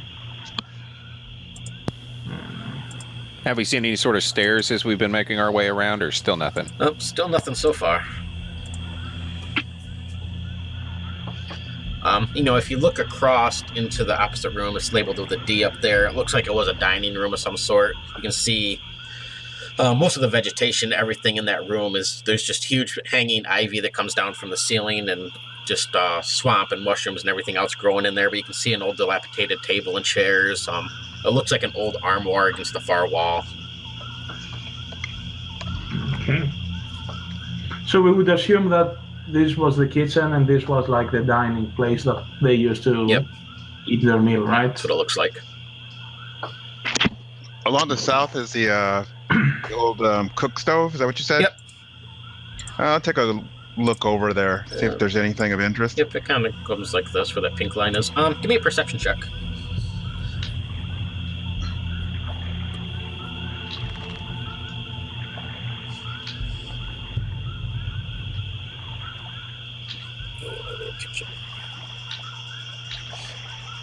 $17. Oh, nice. As you walk in, the first thing you notice is the instability of that wall on the north side and those logs holding it up.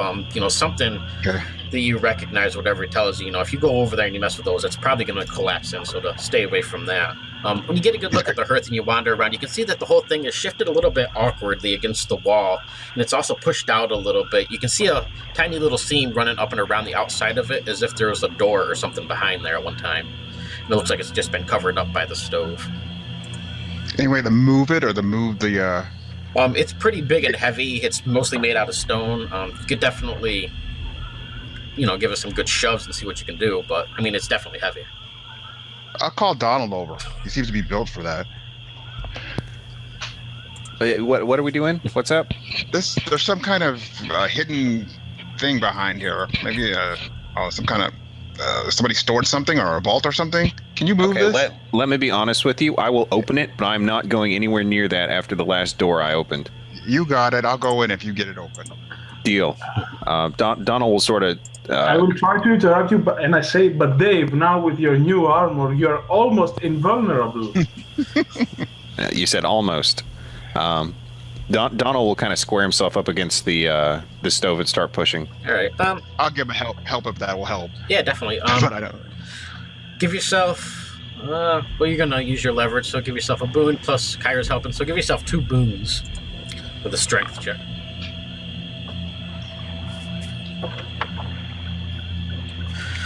So yep, just barely. The whole thing kind of shifts. You can see that one time it looked like it was on hinges. Let me swap back over. There we go.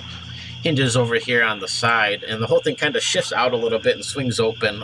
Once you get it moving, it slides pretty easy. There's definitely was a door at one time that's been there. You can see the seams where it runs around the cracks of the wall. And there's just a tiny little hole, just large enough to fit your hand inside. And when you look down in there, you can see like a doorknob inside this hole. You get a piece of, it's a piece of broken stick or something on the ground. Yeah, definitely. Pick it up. Long enough to get in through the hole, to the knob or whatever, and stick it in and see if there's anything that happens when I stick the stick in without getting my hand in there. If you can, shove the stick in there and wiggle it around and everything. Everything looks solid. You don't trigger anything. You can even, turn the handle a little bit and catch it with the stick, and it turns. It would just need to be pulled open in order to actually open it, but, there's nothing that triggers or you don't notice anything at all. All right, I'll try and open it. Are you opening the door? I am, sir. Arago. Let Arago get Arago in here. Okay. He said he's invincible or something. No.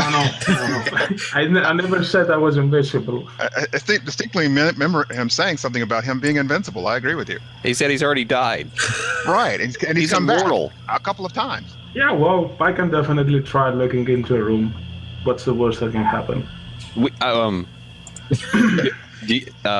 Kira steps aside and says, "Be my guest." All right, so I would suppose that you go like if a door is like this, you should go in one place and the other place. So if nothing basically tries to fry me up, then it should only be me. Okay. So yeah, this is like the positions that I recommend you to take, and I will use my sense magic again. Nope, you don't sense anything. Well, let's see, in the room itself, is there? Yeah, so I will open the door and I will use sense magic, basically. You don't sense anything magic in the room. There doesn't look like there's any sort of magical traps or, there's nothing magical that even registers in the room. Okay. As soon as you open up the door, you can see into the next room beyond. Reveal that. So it opens up in, and you can see the far corner has been all just sunken down into the swamp, and it's just the same room, obviously. Over in the corner, let me swap in. Use blue. Right here where this blue blob is, you can see this huge pile of mud and vegetation, everything. It's stuck in between where the ceiling comes and the wall. So it's kind of like, look at that, sort of like right in the corner, attached part of the ceiling and the wall. It's up in there. You can see some insects swarming around it. They're fairly large. And it's just packed full of mud and vegetation. You can see a silver chain dangling from it. There's a few copper bits that have been plastered in there. All right, there it is. Does it look like an expensive necklace? Or It looks expensive? pretty fancy, yeah. Now, as far as the bugs, do they look like oversized versions of something we'd seen before, or do they look more foreign? The bugs that are flying around look, I mean, they're pretty big bugs, but they're nothing abnormal. They're just really large swamp mosquitoes, basically, that are flying around it. You can hear the buzzing and a very loud buzzing coming from inside where this mud nest type thing is. Okay. Aren't bugs afraid of fire? Or are they being drawn to fire? They are being drawn to light, I know this. Yeah, it's several feet in diameter, probably about 3 feet in diameter. It's kind of oblong shaped. You can see bits of paper and books and stuff that have been kind of forced into this to help patch it up. There's some office tools. You can see like a quiver and a quill sticking out of it. A couple silver chains hanging down from it. Some other shiny baubles. Looks like they gathered whatever these bugs are, whatever created this, just grabbed whatever garbage and stuff they could with mud and just packed it to create this nest. Okay. Kyrie, you could definitely see that the silver chain that's hanging down would be worth a pretty good chunk of some if you could get a hold of it, but...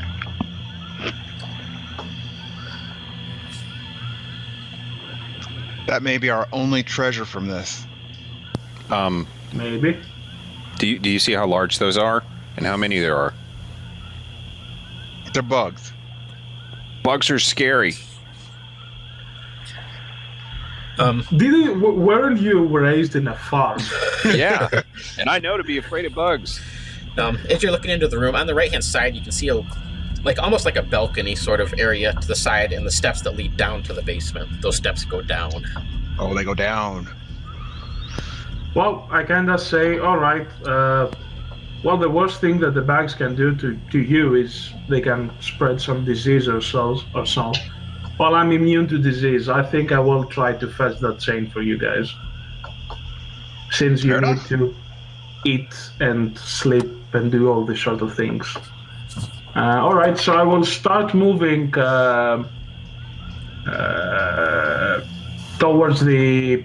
Like, I suppose I'm in that purple thingy over now. Okay. And I will start moving towards the blue dot that you have there. That's the bug's nest, right? That's the large bug's nest, yeah.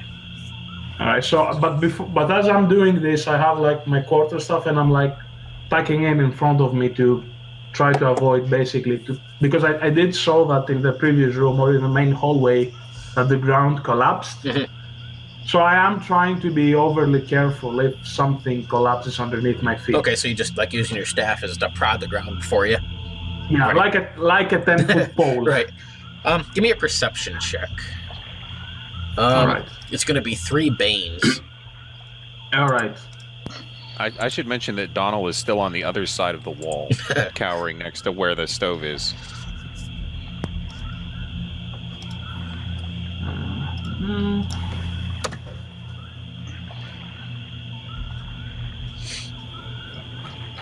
Okay, 10. Right there. It just slowed to show up for me.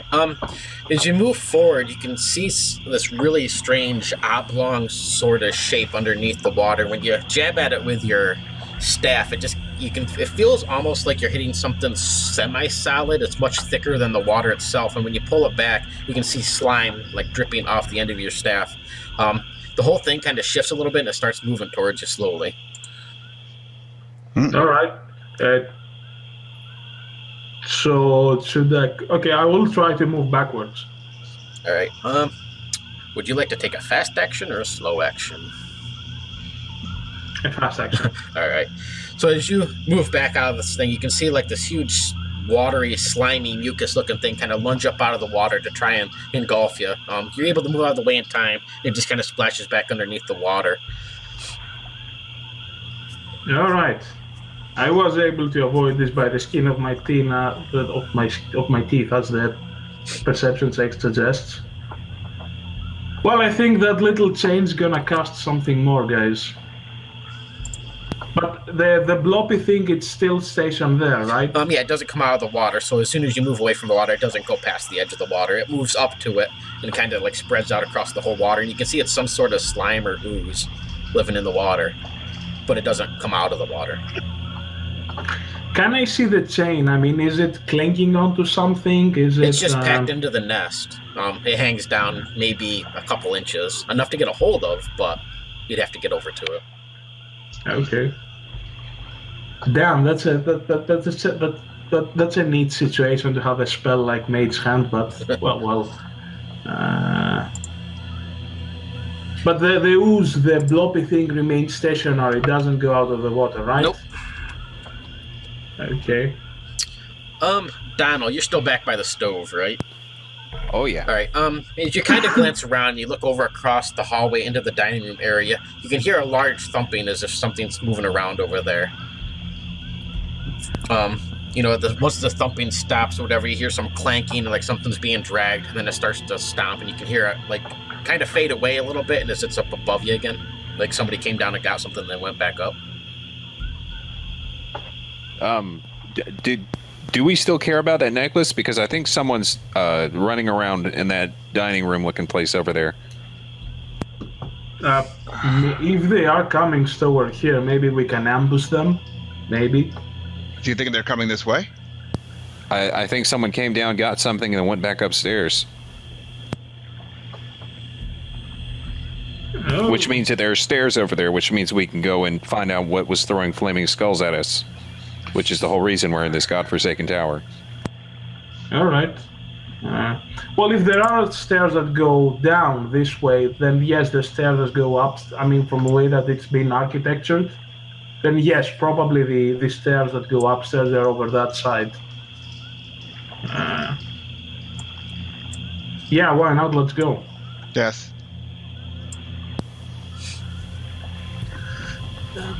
So you guys are headed over to the dining room area? Yep. Yeah, Donald will try and sort of keep a wall between himself and the whole entirety of the room, but he'll make his way over towards it. All right. Yeah, same for Kira.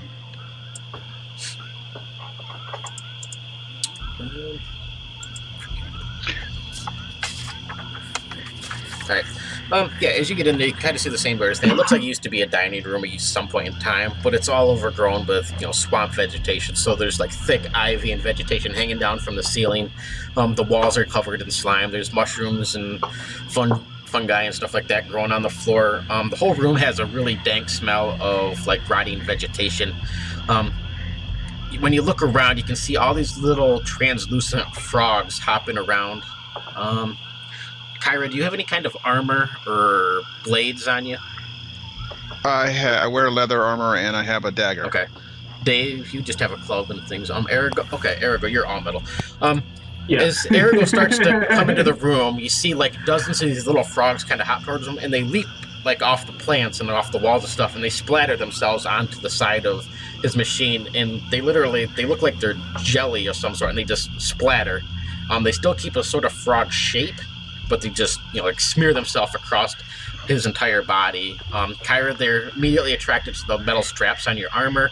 You can see them like splatter on the side of your dagger.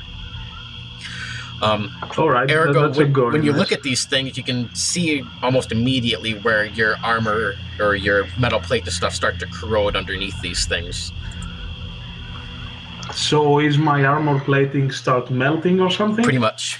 You can see where it starts to bubble up and rust away and start to corrode. And all right, then I will use the spell Jury Rig, I think it's called, which actually does the inverse thing. It fixes an object. Can I use that in that particular situation? You can, but as long as they're still on there, they're just going to keep corroding away and corroding away. Let's get out of this room quickly, and I'm trying to knock the frogs off the metal parts of my armor, and I'll move to that stairwell. Yep, and that goes up. So Try and move up it silently but quickly. okay. I follow up as fast as I can. Kyra and Ergo, give me a 1d6 roll. Okay.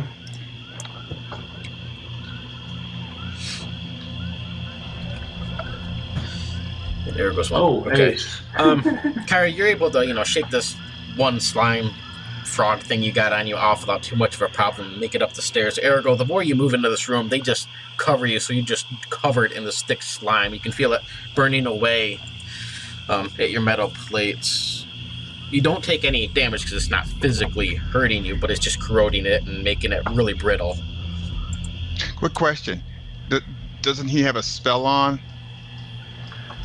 Yeah, I do not know exactly how it happens. I do have basically, there's basically a spell that says you can fix an object if it's broken. No, I thought you had like an armor spell on. Yeah, he has his like mage armor stuff. Yeah, it's actually mage's armor. I just like try to make it look fancy, basically. Yeah. I mean, another person can describe, it's like an invisible shield or something.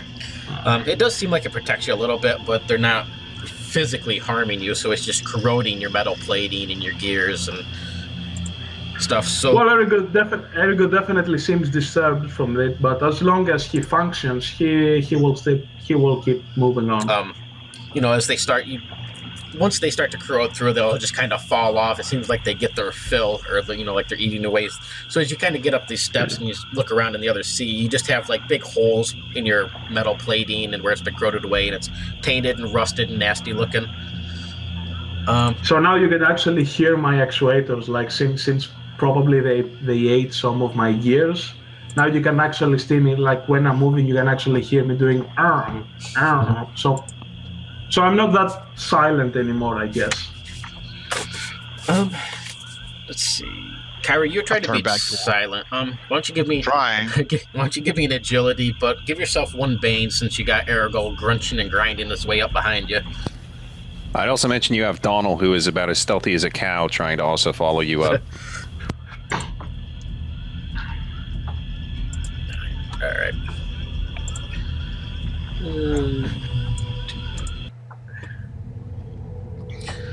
So when you come up the stairs, you look like it's in a pretty simple, basic hallway or a balcony area. There's nothing up here, but you can hear like a thumping right to your side.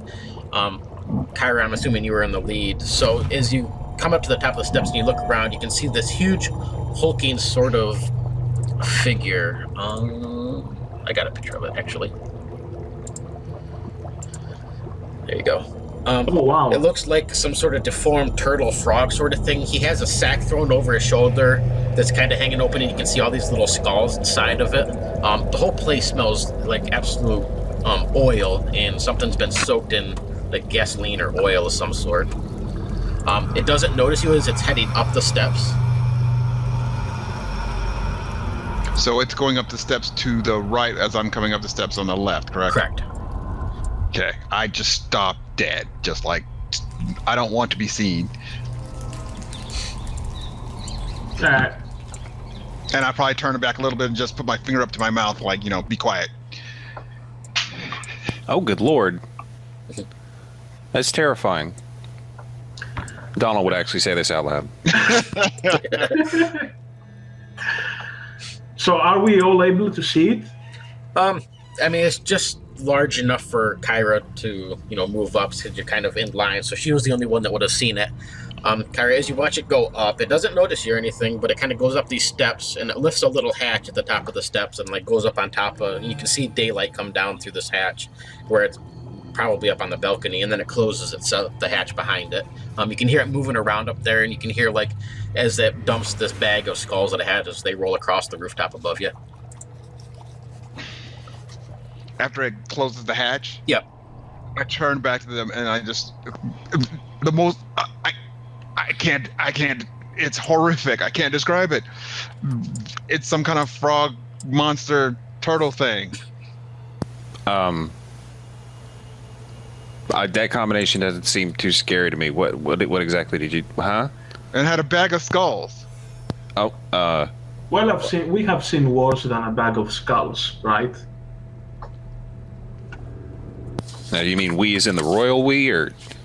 No, we. I mean, I have seen much worse things than this. You didn't see it. Oh, well, you talked to one of the infamous killers of the sea bits of... What was the place? Rottenwood Creek. That place. Oh, trust me, I wouldn't be fearful of it. If you are so afraid of it, I will lead the way. Once again, she'll step out of his way. All right. So you're do we actually see you being like rusted and corroded and about to like snap in half? Yeah. Yeah, you actually see that some of my platings, they have been like rusted away, but he doesn't feel like he's been. I mean, if you were a human, it's like basically that they have like tear your skin off, but he doesn't seem to mind to be mindful of it. Like half of his face is melted apparently.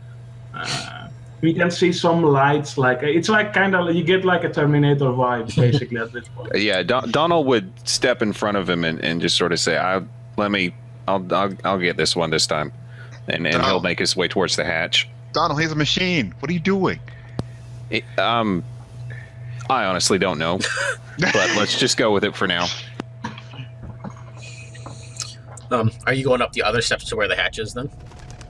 Yeah, and I've got the torch in one hand and my shield in the other. Okay. You go up the steps, and it's just a little hatch above your head. It looks like it's been propped open by a stick, so there's about an inch of a view that you can see. And when you look out, you don't see anything moving around. See them, but you can hear them moving around on the balcony. They're just not in eyesight. But it doesn't look like it's been lashed. It's just been propped open with a stick. So you could easily just fling it open if you wanted. Donald would sort of wave everyone over and point to the propping. Hey guys, I'll be right back. Okay. Okay. And that's when I fling the hatch open. Actually, I'm going to grab my drink real quick. If you want to take like a 2-3 minute break. Okay, yeah. I also need to refill my cup of water. Okay. Yep, I need a beverage. Yep. All right. Did you get a chance to read that, Kyra? That when sent over? Okay. I did. Okay. I did, and I will since Arago is behind me. Yeah, that's yep. Yeah. I'll pass it back to him. What I just found this on the ground. So what is it? There you go. Okay. So yeah, Donald, when you kind of look up, you can hear them behind you, like passing a note back and forth that they're reading through. When you look up atop, through this little hatch or whatever, you can see daylight up above. It looks like it's the rooftop. You can see a couple halfling skulls laying around it. There's a strong smell of smoke and oil up here, and you can see a little bit of a torch or a fire or something going off to the side, just barely in view. And you can hear whatever's around there moving around, but they're just not in sight.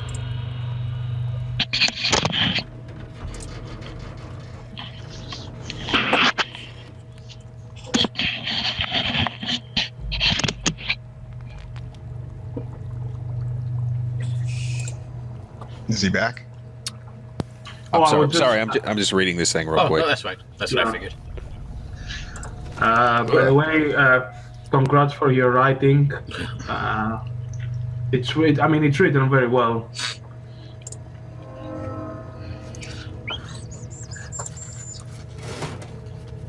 So are you just passing Donald this note as he's like trying to creep up to these frogmen? It's like, oh, frogmen. Read this note, quick. As soon as I get the note, I kind of like put it in one of my pockets, and I'm like, Dave has some things to worry about right now.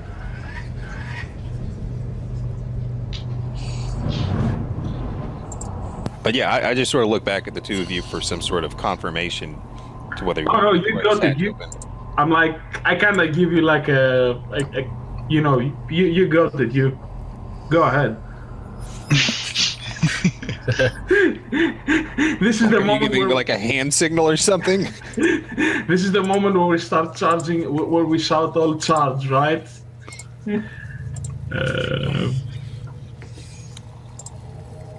Well, Donald just looks like a lost puppy. You're like giving him some sort of gesture. No, I kind of see. I kind of like. I mean, I kind of do it actually because I have a metallic, and I'm like, I kind of wave you like this. Come on, do it. He looks over to Kira for confirmation again. Kira just shrugs and then she waves her hands like, "Yeah, go." He just sort of stares back at the hatch and then kicks it open. Or I guess that'd be a real high kick. He'll push it open. Shove it open. You can hear like a grunt noise as whatever's up there is kind of startled. Would you like to take a fast action or slow action?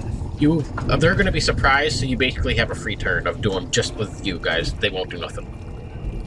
Then yeah, All right, I'll so- take a slow action. Can I see it from where I'm standing, or do I have to move?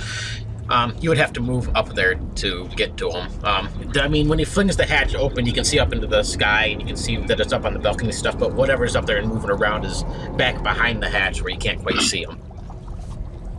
All right, so I don't know. Do we declare actions? How does it exactly work out? Yeah, it would be... You'd probably end up having to take a slow action because you're going to have to move up to there and then attack. If that's what you're doing, yeah. Yes. My intention is to move up, get into line of sight, and then fire up my magic bolt. Okay.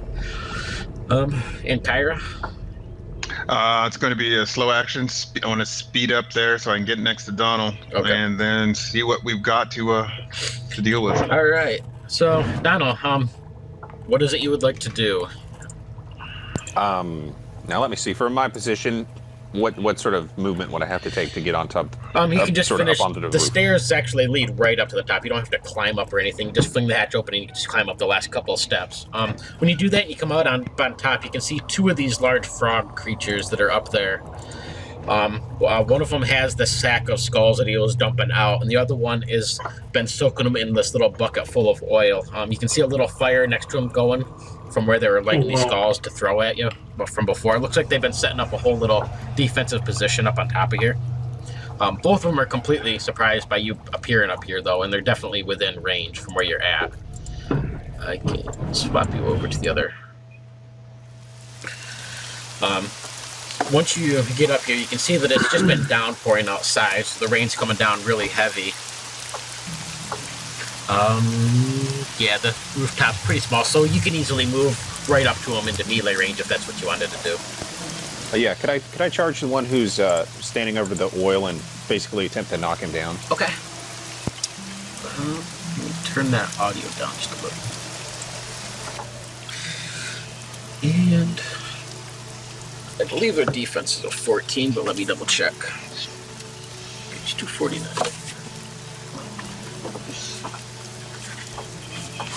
I think if you're knocking them down, it's just against their agility. Oh, you're just gonna try to knock them down? I'm sorry. Yeah. Let's see. Defense 15. So agility's. I'm gonna actually put all those different offensive maneuvers and defensive maneuvers and affliction and stuff right in character sheets, so they're there for you. But so I don't remember off the top of my head. But yeah, versus agility. So, yeah, if you just want to knock them down, it'll be versus agility, which theirs is a 10.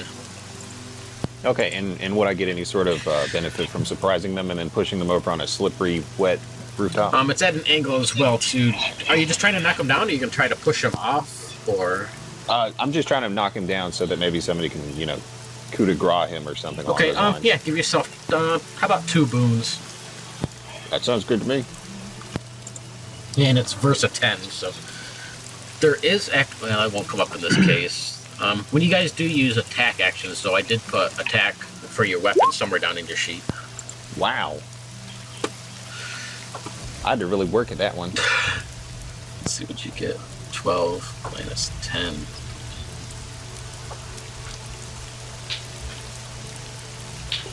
Did that come out right?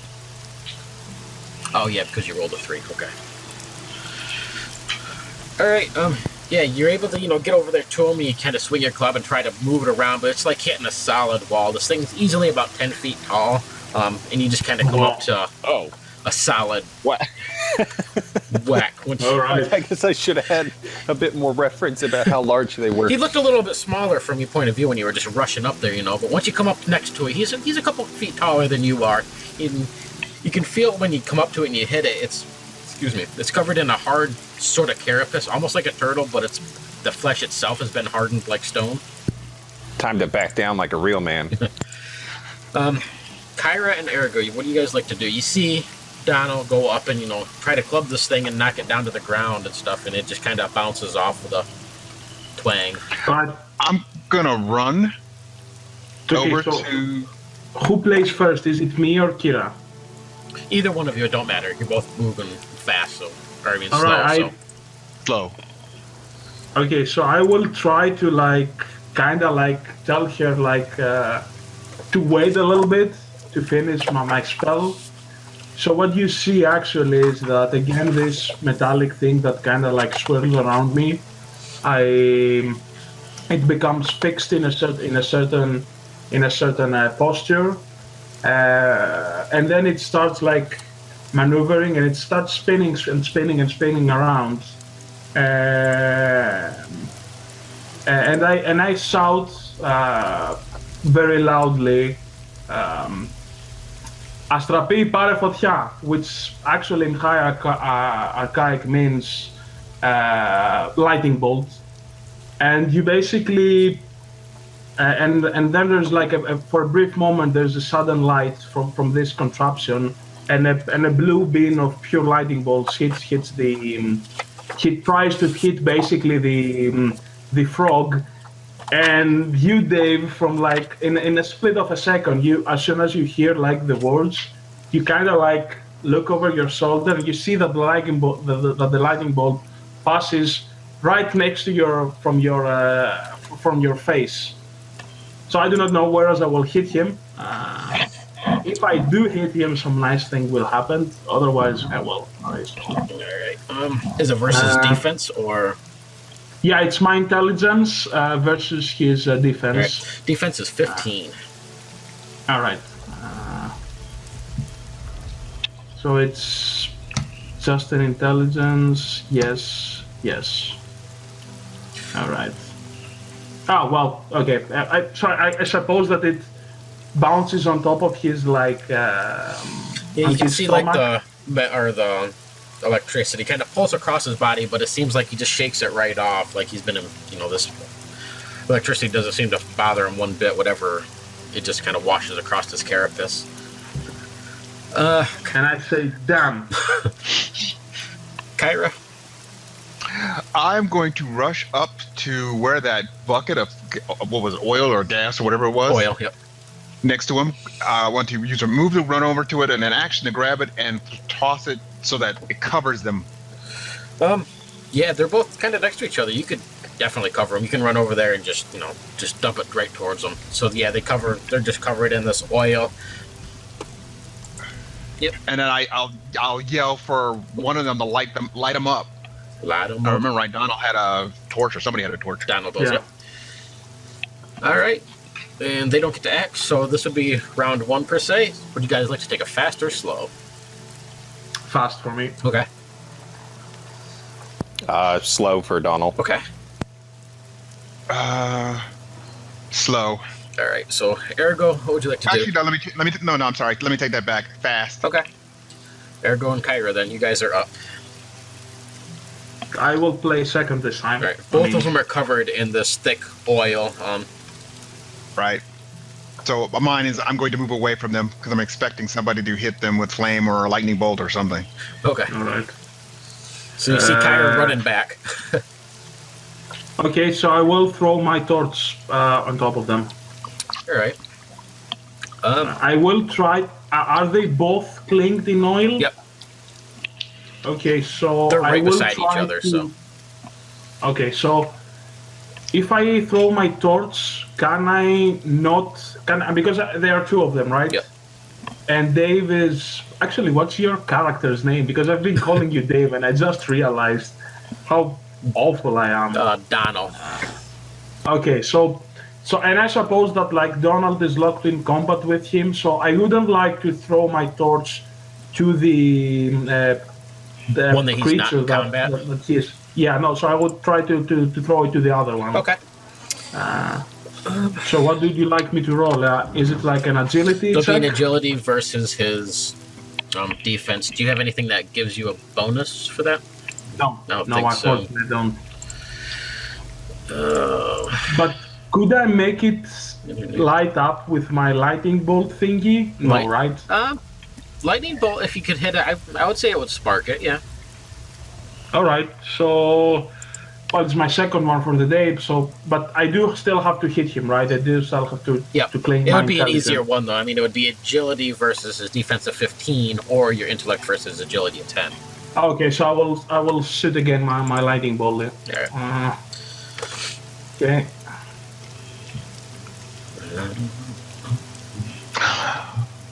Oh my god. Well, I tried. Yeah, this time, your lightning bolt just kind of skims off into the distance, and you can see like a tree in the distance kind of blow apart and start burning. Okay. These things go right in between, so they're going fast. The one is in melee with you, Dave, so he's going to swing. You see, they don't have any weapons or anything. They just have huge, massive, club-sized hands. He gets one boon.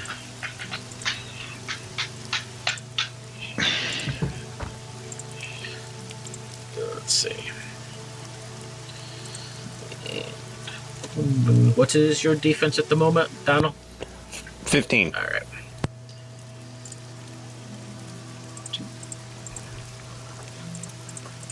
So he has one boon, and so Ouch. 20. So he does 1d6.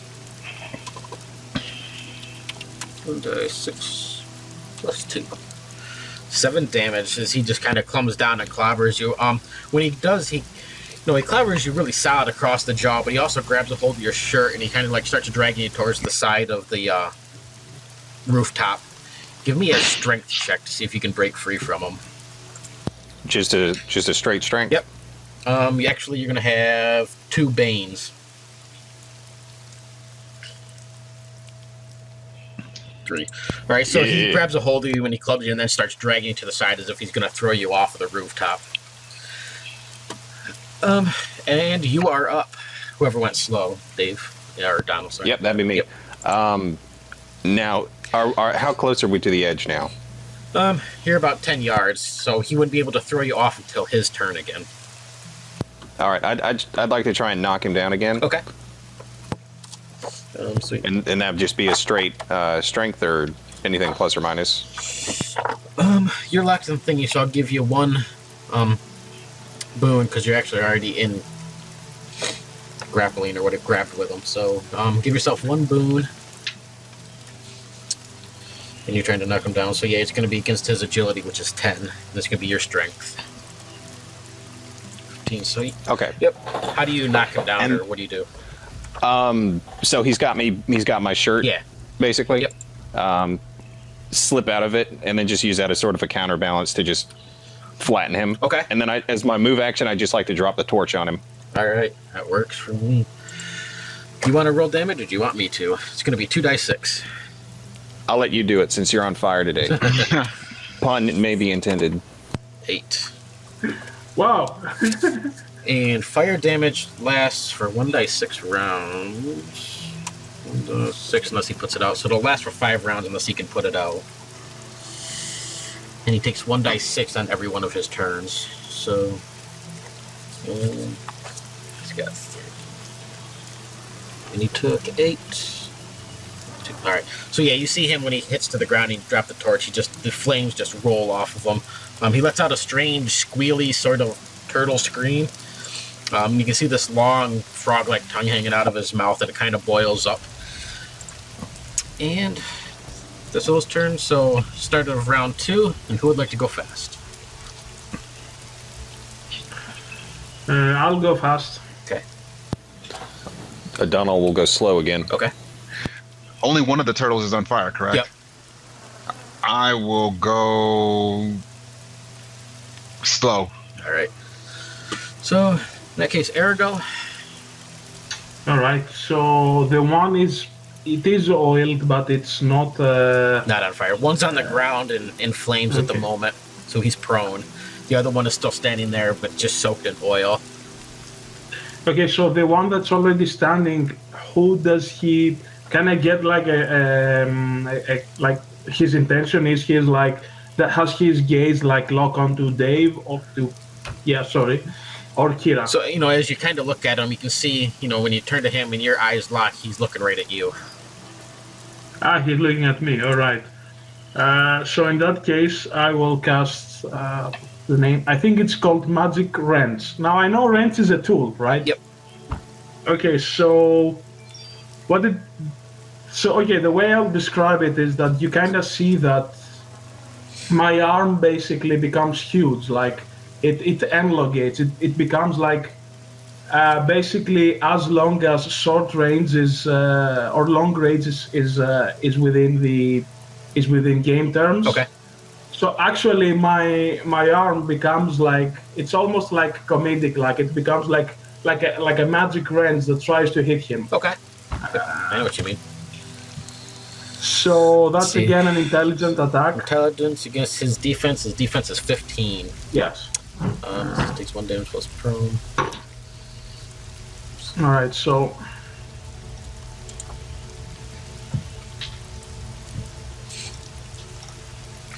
Oh, and you're above a 20, so he also becomes impaired. Alright. Okay. no, that's actually if I. So the spell has an additional benefit in that situation if I Yep. get above 20. Actually, if I get above 21. So he falls down. That's one thing that the spell does. And then he's impaired. Yeah. So he falls down and he takes 3d6 plus 1. So it's roll. Is it slash roll? Yeah, it's slash roll 3d6 plus 1. All right. So he takes 11 damage. And he falls prone. Alright, and he's falls prone, and he also becomes impaired until the end of the round. So, impaired. Both of them are prone. The one's going to take 1d6 damage because he's on fire. So he takes 2, 20. Both of them are just taking move actions to stand back up. Well, actually, the one can't because he's impaired. So the one takes a move action to stand up, and the other one can't do anything until the next round. So both of you guys are going slower up. Kira, you want to go first? No, that's okay. You can go. I think I'm going to do something very similar and try and pancake him again. Okay, go for it. The one that's Any sort of still on fire, or the one that's not? the one that's still on fire. All right. Any kind of boons or anything, or just flat? How are you gonna do it? Or how are you trying to Loop the club underneath his foot and try and just preferably smash him right on his tailbone. do it? All right. Yeah, it'll just be straight up. As long as you're trying to, do it from reaching out and do it, you're not gonna be close enough to the flames to really get burnt on this one. So, just a straight up roll. 14. So he's prone. Shit. Okay.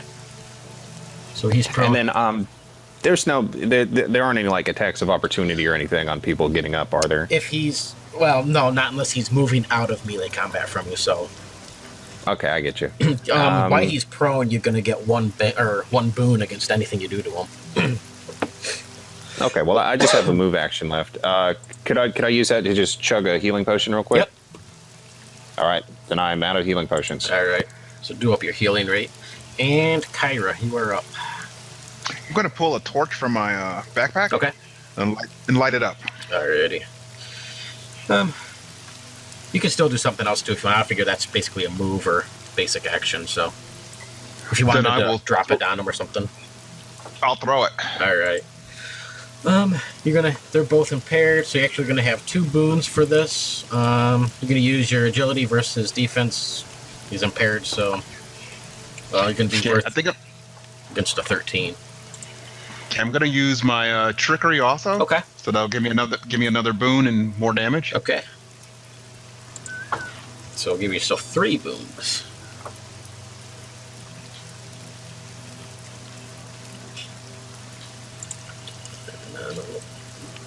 Oh, damn. Nice. 17. Beautiful. All right. Roll up your damage. What would it normally be for this? A die 6? Or... Yep, a die 6 for your dagger, and then I think your trickery adds another die 6. Well, I was throwing the torch, not the dagger. Oh, it's the same difference either way. Oh, okay. So that's all right. This is the one that's not on fire. So 16, and I gotta make an agility. He's gonna take another 2 dice 6 damage from the fire. Oh, not 26. Oh. We'll take that. I'm not complaining about that. Oh, yeah. I mean, Let's see, 2 die 6. 2. That's better. Boo. 14. All right, so both are on the ground in flames at the moment. So that'll be the start of round 3. Who wants to go fast? so, the one that I dropped now is not on flames, right? They're both in flames now. Okay. They're just kind of burning on the ground. They're squirming around on the roof, getting ready to pick themselves back up because they're both, well, the one's not impaired now, but they're both prone. So Donald will take a fast action. Okay, Erigo will take a slow action. okay. I'll take a slow also. So okay, whoever's going fast can go fast then, and then Yep, I'm going to bring the club down on Mr. Flambe right now. all right. Any sort of boons to that? They're prone, so you're gonna have. Let me double check. 42. I believe it's 2. Prone. All creatures with space. The creature text rolls with 1 bane. Attack against you get 1 boon, so you have 1 boon.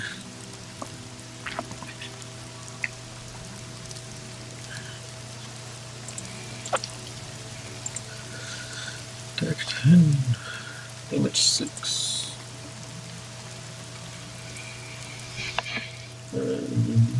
Did you add in the boon? Okay, yeah. Did it? Yep, it did. You missed though, because it's a 15 is their defense. So it rolls out of the way just enough in time, so your club kind of slams into the roof. You send a few stones that kind of go smattering. You leave a little bit of a crack on the rooftop. Arago and these two, they're going to be trying to pick themselves up, so that'll be their turn. So Arago and Kyra, you guys are up. Okay, so did they pick themselves up? Yep, that's what they're doing right now. Okay, so I will try to again use my magic wand on the one that's not. So they both went up, right? Actually, they're both going to take 1d6 damage too. But yeah, they're both picking themselves up off the floor or off the rooftop. Okay, so I will focus my magic wand on the one that is being surrounded by my comrades. Okay. There's no. I cannot misfire, right? I mean, I cannot hit. No. Normal. Okay. Oh, okay. So that will be again an intelligence check for me. Yep, against a 15. Yep. Just give me a second. I'm sorry that it takes me so long. I'm just like not. Nope, you're fine. Don't worry about it. Right. And another. So one's going to be impaired. Oh my god. So he takes again 3d6 plus 1. Yep. Do that first because you might kill it. Oh yeah. Oh. So when your wrench hits this thing, it's just starting to lift itself up when it kind of turns towards you. When your wrench slams into this, it kind of tumbles back and just tips over the side of the temple. You can see it bouncing down the side where it hits the ground. Several of the sticks and broken logs down there kind of impales itself on it. Was that the one that dropped the skulls on me and I got impaired? Yep, these are these So ones. is this like a payback time? Is this like the payback time? He bounced down the Probably. side of the pyramid just like the skull did. Well, if I were human, I would say fucker. And let's see. Kyrie, you were going slow? Yeah. Okay, go for it.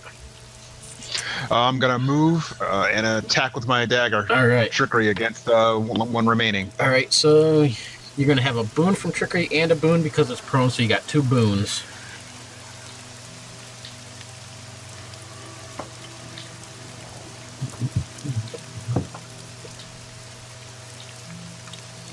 Ooh, Oh, nice. beautiful. All right, and then damage, 2 dice 6. 7, 11. Alright. And, yeah, you open up a pretty good-sized gash across the front of its carapace, and you can see, like, inside some of the intestines and stuff moving around in there. It's still a little bit alive, though, so this will be round 4. And who wants to go fast? It is up, so you'd have to knock it back down or something if you needed to. No, I'm almost out of spells, just to let you know, guys. Not the almost though, almost. Who was going? I'll take a slow one. Okay. And what were your other two? I'll take a fast one. Okay. I'll go fast also. All right. What would you guys like to do? Just as a spoiler, I'm probably going to be knocking him over if you want to wait for that. Okay. Yeah, that'll. Well, now that I've spilled my master plan, I'm going to roll for it. All right. And just sort of the same sort of thing. He'll try and loop the. Well, actually, no. He'll try and sort of shield bash him. Okay. You know, try and aim for sort of center mass, kind of high up. Just tumble him over. Barreling right into him. All right. So against his agility is 10 with your strength. 17. So he's prone again. So you're able to clobber on the side of this. You see he kind of steps back, so he's kind of up against the wall or what little bit of a ledge there is to the rooftop, and he hits the ground again. Actually, so Kyra, you are up. I'm going to attack. Alrighty. Trickery once again. Okay. You got 2 boons.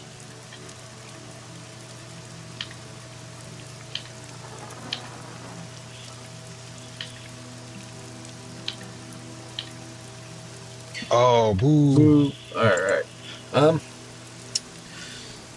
So yeah, on his turn, he's trying to... Actually, he's gonna, like, flail at you on the ground. He's gonna have 2 Banes for this, but... He's not gonna waste his turn trying to get up again, damn it.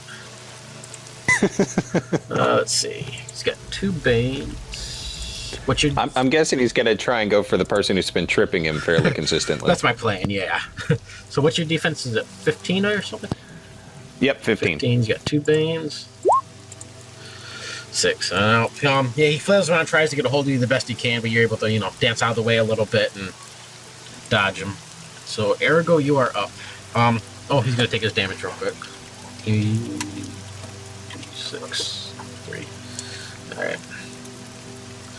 So you can see his skin. So how many rounds has he been on fire? 4. Yeah, this will be, he'd be out the next round if he lives that long. Okay. So I still have a torch.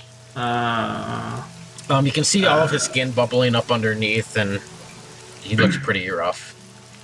So basically, what I could do is that I would, since I take a slow turn, I can move, and then because what I want to do is that. I mean, you see, Erigo is kind of like thinking, he's like, I'm out of spells again. So, the best, since the light is kind of like, I mean, he sees that it fades out, he would try to like move and like put his torch again to like renew it or something. Okay. Yeah, so this is so. You could probably, you know, maybe like grab the rest of the oil that's left and try to coat them. I mean, putting them on fire won't do much, but you could definitely put the rest of the oil. Yeah, that's a better suggestion. Thank you, Morgan. So I would just, try to take basically a can of oil. I do not know, where is it located? I'm right on the rooftop, Is just it a little buckets, like wooden bucket things that they have of it. Okay, so I would take a bucket of it and I would just like go on top of him and like spit it like this. Would you like me to roll? You don't really need to roll anything because he's, well... Okay. Use your agility versus his agility. Give yourself 2 boons. He has agility of 10, so... If you do it, then he's dead. Okay. Yeah. So figured. So yeah, Okay. Once you dump the rest of the sound off, he just kind of engulfs. You hear him like let out a turtle sort of scream, and you know, just kind of like all the flesh and meat is just, you know, melting right off of him, and he's dead. Once they're dead, I talk. Damn it, I have trouble remembering your name. Donnell, yes. I pat Donald on the back and I say, "See, I knew you could do it." Oh, that was terrible. I want to go home right now. I know, we still have some extra rooms. Aren't you intrigued by whatever we can No, find? no. I don't even know why we're here anymore. Actually, I think the worst of it is past. Yeah, you defeated the monsters. You're a hero. You should be proud of yourself. He just sort of gives you a blank stare and tries to find an entrance to the tower again. There's nothing else up here? Nope, it's just a basic rooftop. You get a good view of the swamp and, kind of goes off in the distance and stuff, but there's nothing else of interest up here. Okay. Okay, so we got rid of them, thank God. So now, because our objectives were to find the halfling women and to try to find the cure, right? Or whatever information you could, and to kill the Disgrace.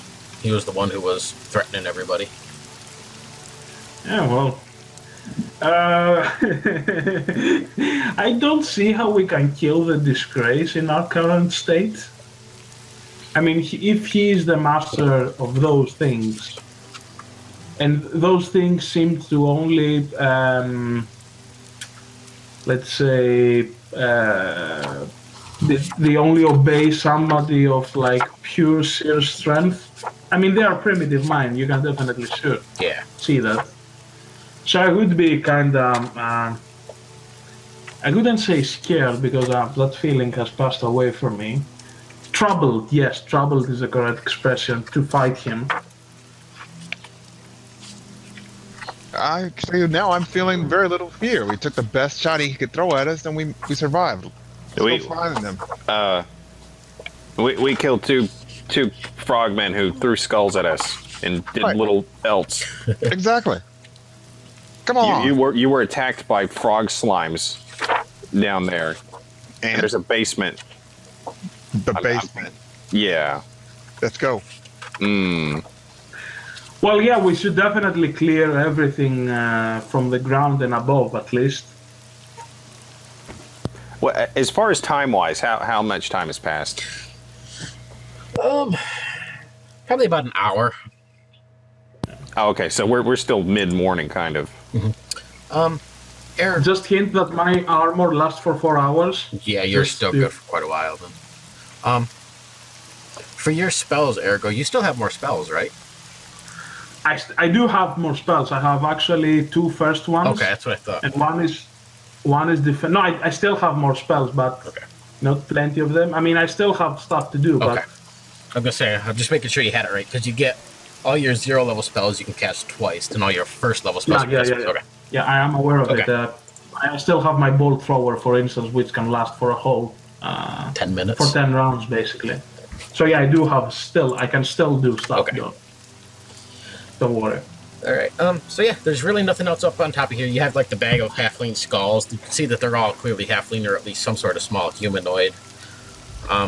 And there's a little bonfire that's going over to the side, but otherwise there's nothing else up here. It's just a blank rooftop. All right, let's go down. Yeah, let's go to the Just out of curiosity, from that vantage point, can we see anyone approaching or anything like that? Not at the moment. Or does it just seem like... Yeah, there's nothing out there at the moment.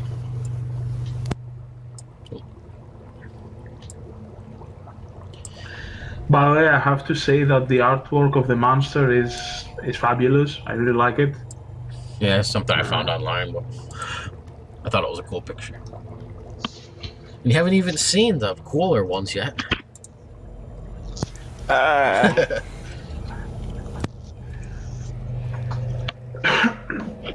so now... Is that black area? I'm sorry, go ahead. No, I was just like... So we are now at point G, right? So yeah, you guys come down the stairway, so you're right at the base of the stairway. To your left, into the room that's open there. Let me get my notes again. Oh, what letter? F. Let's see.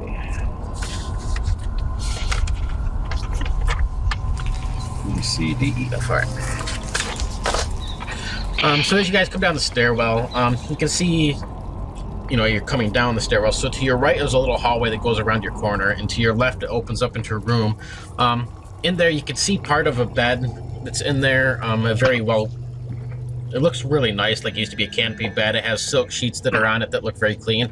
The canopy hangs off of it. It looks a little rough in the state that it's in, and it's been there for a long time without any care. So it's kind of stained up and a little weather worn, and the bugs have gotten to it. But you could tell at one point in time it was a really nice bedroom.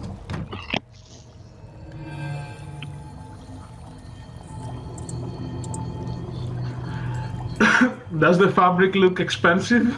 It's silk. It probably was expensive at one time. Yeah, damn. Going to the left, back behind the stairwell. What's over here? Let me reveal it. And just out of curiosity, how many torches did we end up using up there? I Is that- used one. Okay, so I think everybody's down one torch. Did I ended up using my You torch? used your lightning bolt, so Yeah, so I still have my torch, right? Yep. Okay. And I have an extra torch in my backpack. So if somebody wants a torch, I can give him an extra one. Well, I mean, I've got my glasses, so I'm fine. Okay. So Kira, would you like a torch? I would prefer not to have to carry the torch, but all right. All right.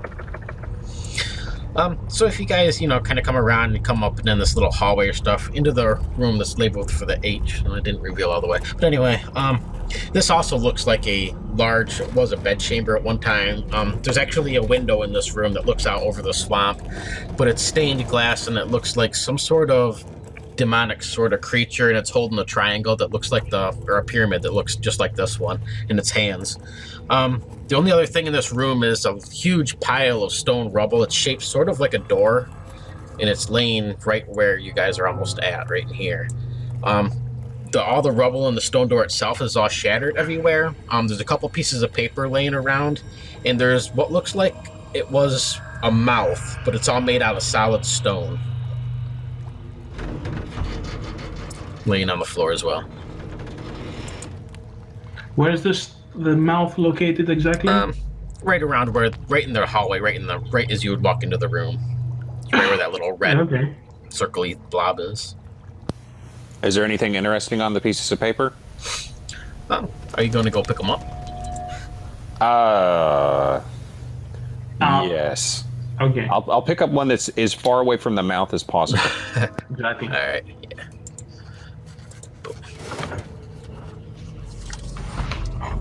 So it looks like another little journal entry of some sort. So that's page 1, right? Yep. Okay. Give you a sec to read that while I.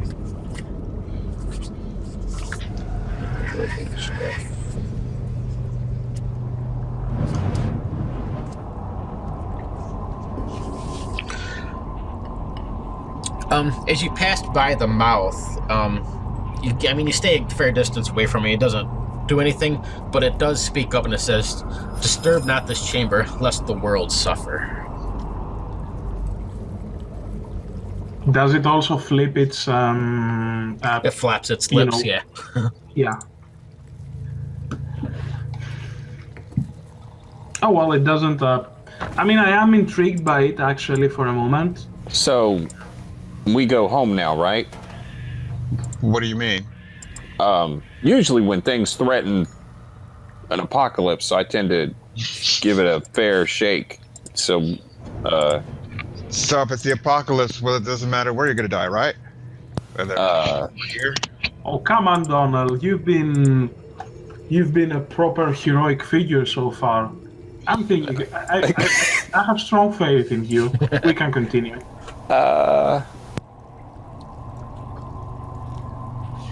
I won't take no for an answer. No. You mean no, so yes. Donald will reach for another one of the pieces of paper on the ground. It just looks like it's scrawled in some sort of strange language or runes and symbols you can't quite recognize. Does any of it look familiar to the pentagram that was just sort of scratched onto the door? Yeah, if you were to guess, I mean, the first thing that would come to mind would be like demonic ruins of some sort. As you well know, farmhands are well versed in the occult. Could I have a look of that sketch, that pentagram? The one that's on the window? Yes. It's just a stained glass. Yeah, just a simple pentagram, and it looks like some sort of demonic figure or whatever, holding a pyramid that looks just like the one that you're in. Okay, so would I know if that implies, like, is this figure that is holding the pyramid or the tower that we're... I mean, I assume that this is the tower that we are in now, right? Yeah. I mean, that's what it seems like, yeah. It doesn't look like any sort of recognizable specific demon of some sort, just a generic design. Okay. Well, there is certainly something fishy going on around here. You know, and as you pass by the paper that Donald's looking at, and you can see, Ergo, that it's written in High Archaic, but it has some demonic runes mixed in with it. It looks like at one time it was a scroll for an incantation of some sort of spell or something. But, you know, when you look at this, it looks really out of whack, like it's nothing you've ever seen before, like some sort of strange ritual or spell that shouldn't even exist. Like, can I classify it in one of the traditions? Does it look familiar, like it's conjuration, for instance? Yeah, it doesn't look like it comes from anything that you've ever heard of, read about, know about. You know, it just looks like it's completely foreign, and, you know, it looks like it's mixing some sort of tradition with another tradition, and, you know, everything just looks off about it. It's very strange. You know, I try to collect all pieces of paper, and I try to read them as thoroughly as I can, in as little time as I can. Looks like it's maybe some sort of mixture between necromancy, forbidden, maybe a little bit of life in there, but I mean, it looks like it's trying to meld all these different traditions that don't meld, all into one spell of some sort. Well, this magician was certainly powerful. He was dabbling in things beyond his understanding. Maybe all this is part of his own undoing. I will keep the notes to myself. Is there like any official, let's say, school of magic here in Nexus? No, not really. I mean, they got the mages and stuff. They're kind of dabbling a little bit of everything. Do you want to make like a perception or an intellect check on that piece of paper to see if you can recognize any more or anything? Yeah, I would, actually. All right. Do that.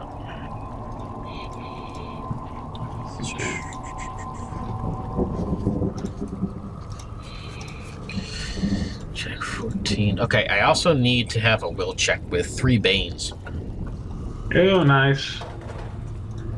And that's the point where I sat down again, guys. You know what to do now.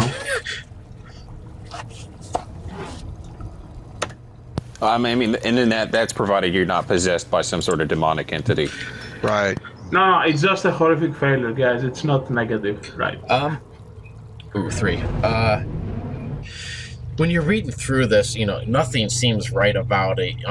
It looks like whatever this person had, or Sysobeck, assuming it's his, was dabbling in, is definitely forbidden magics of some sort, and everything's really off about it. Roll 1d6. You're going to get 1d6 insanity for reading this thing. Oh my goodness. Alex, roll 1d6.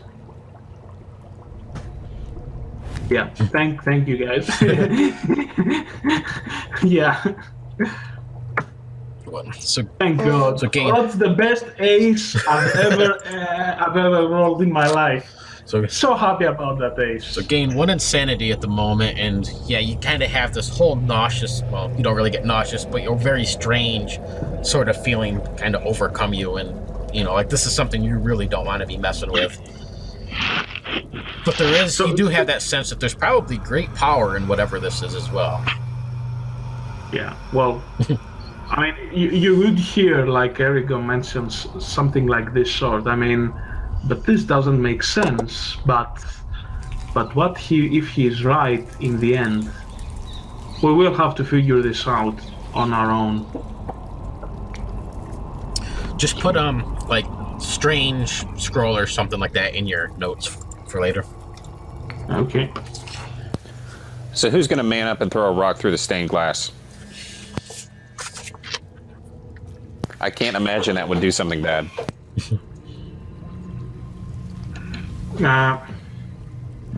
So could I throw like a rock in that mouth? Yeah, you know, the room right off to the side, it still has a little bit of the where that hole was blowing out.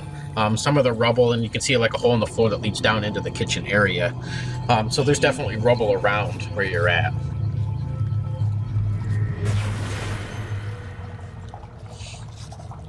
Okay. Okay, so yeah, let's not mind the mouth. Should we continue to place F? Yes. Okay. Yeah, I prefer we get out of this room and not... I'm going to listen to the mouth. So far, mouth I'm going to go by. All right. So who's going into room F? All three of you? Yes. All right. So whoever goes first doesn't really matter. As you start to walk into the room, you can see the back wall. All along the back wall, you can see like scratch marks and large grooves that have been carved into the wall. Right in the center of the room, written in what looks to be blood, it's old dried blood or something, you see the words "stay low" again. Or "stay low," but you see those words again. As soon as you walk into a semi-translucent sort of figure hangs in the air up against the wall, and it's studded with crossbow bolts that go through its body. You can see blood pouring from all of the wounds as it hangs there. It sort of reaches out a hand. Who's in the front of the party? Which one of you is in the front? Should we roll a 1d3 and Yeah. 1d6? Yeah, let's do that. Yeah, let's actually roll a 1d20, and the guy who gets the highest. I mean, we That's will fair. order our rolls. No, the winner gets to be the one in front. Right. Okay, the winner. All right.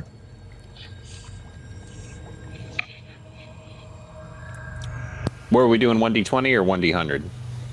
Oh, we're doing 100? I thought it was 20, but up to you guys. Yeah, let's do 1d20. Okay. Yes. Yes. Well, I've got a very small window, but I'm confident in my ability to roll badly.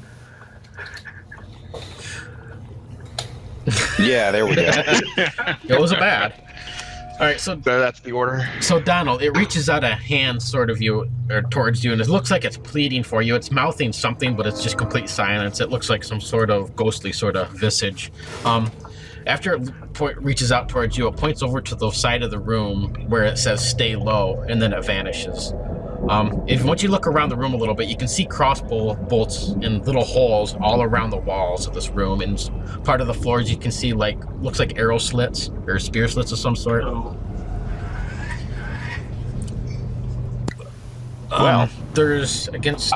Let me swap over to this. So we actually do have to stay low. Against this wall right here, there's a large tapestry that hangs there, and when you kind of glance out of the corner of your eyes and look at it, you can see.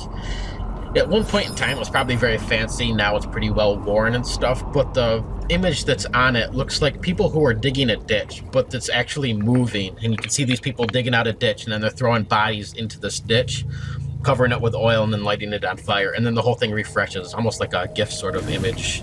And it just keeps playing the same scene over and over and over again. So we can actually see these apertures that the crossbow bolts are firing from? Yep. Or where they did anyway. Once this ghostly visage disappears, you can still see the crossbow bolts embedded into the wall from where it was hanging there. Does the tapestry keep playing? I do need from Donald, though, since he was in the front, a will check with 2 Banes. Oh, yeah.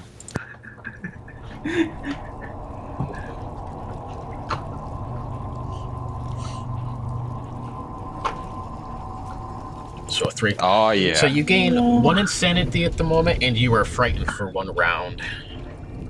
That sounds about right.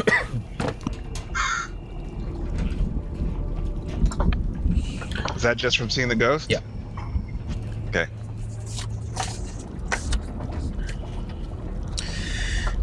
You see Donald kind of lock up, and he sort of backs out of the room, not really saying anything.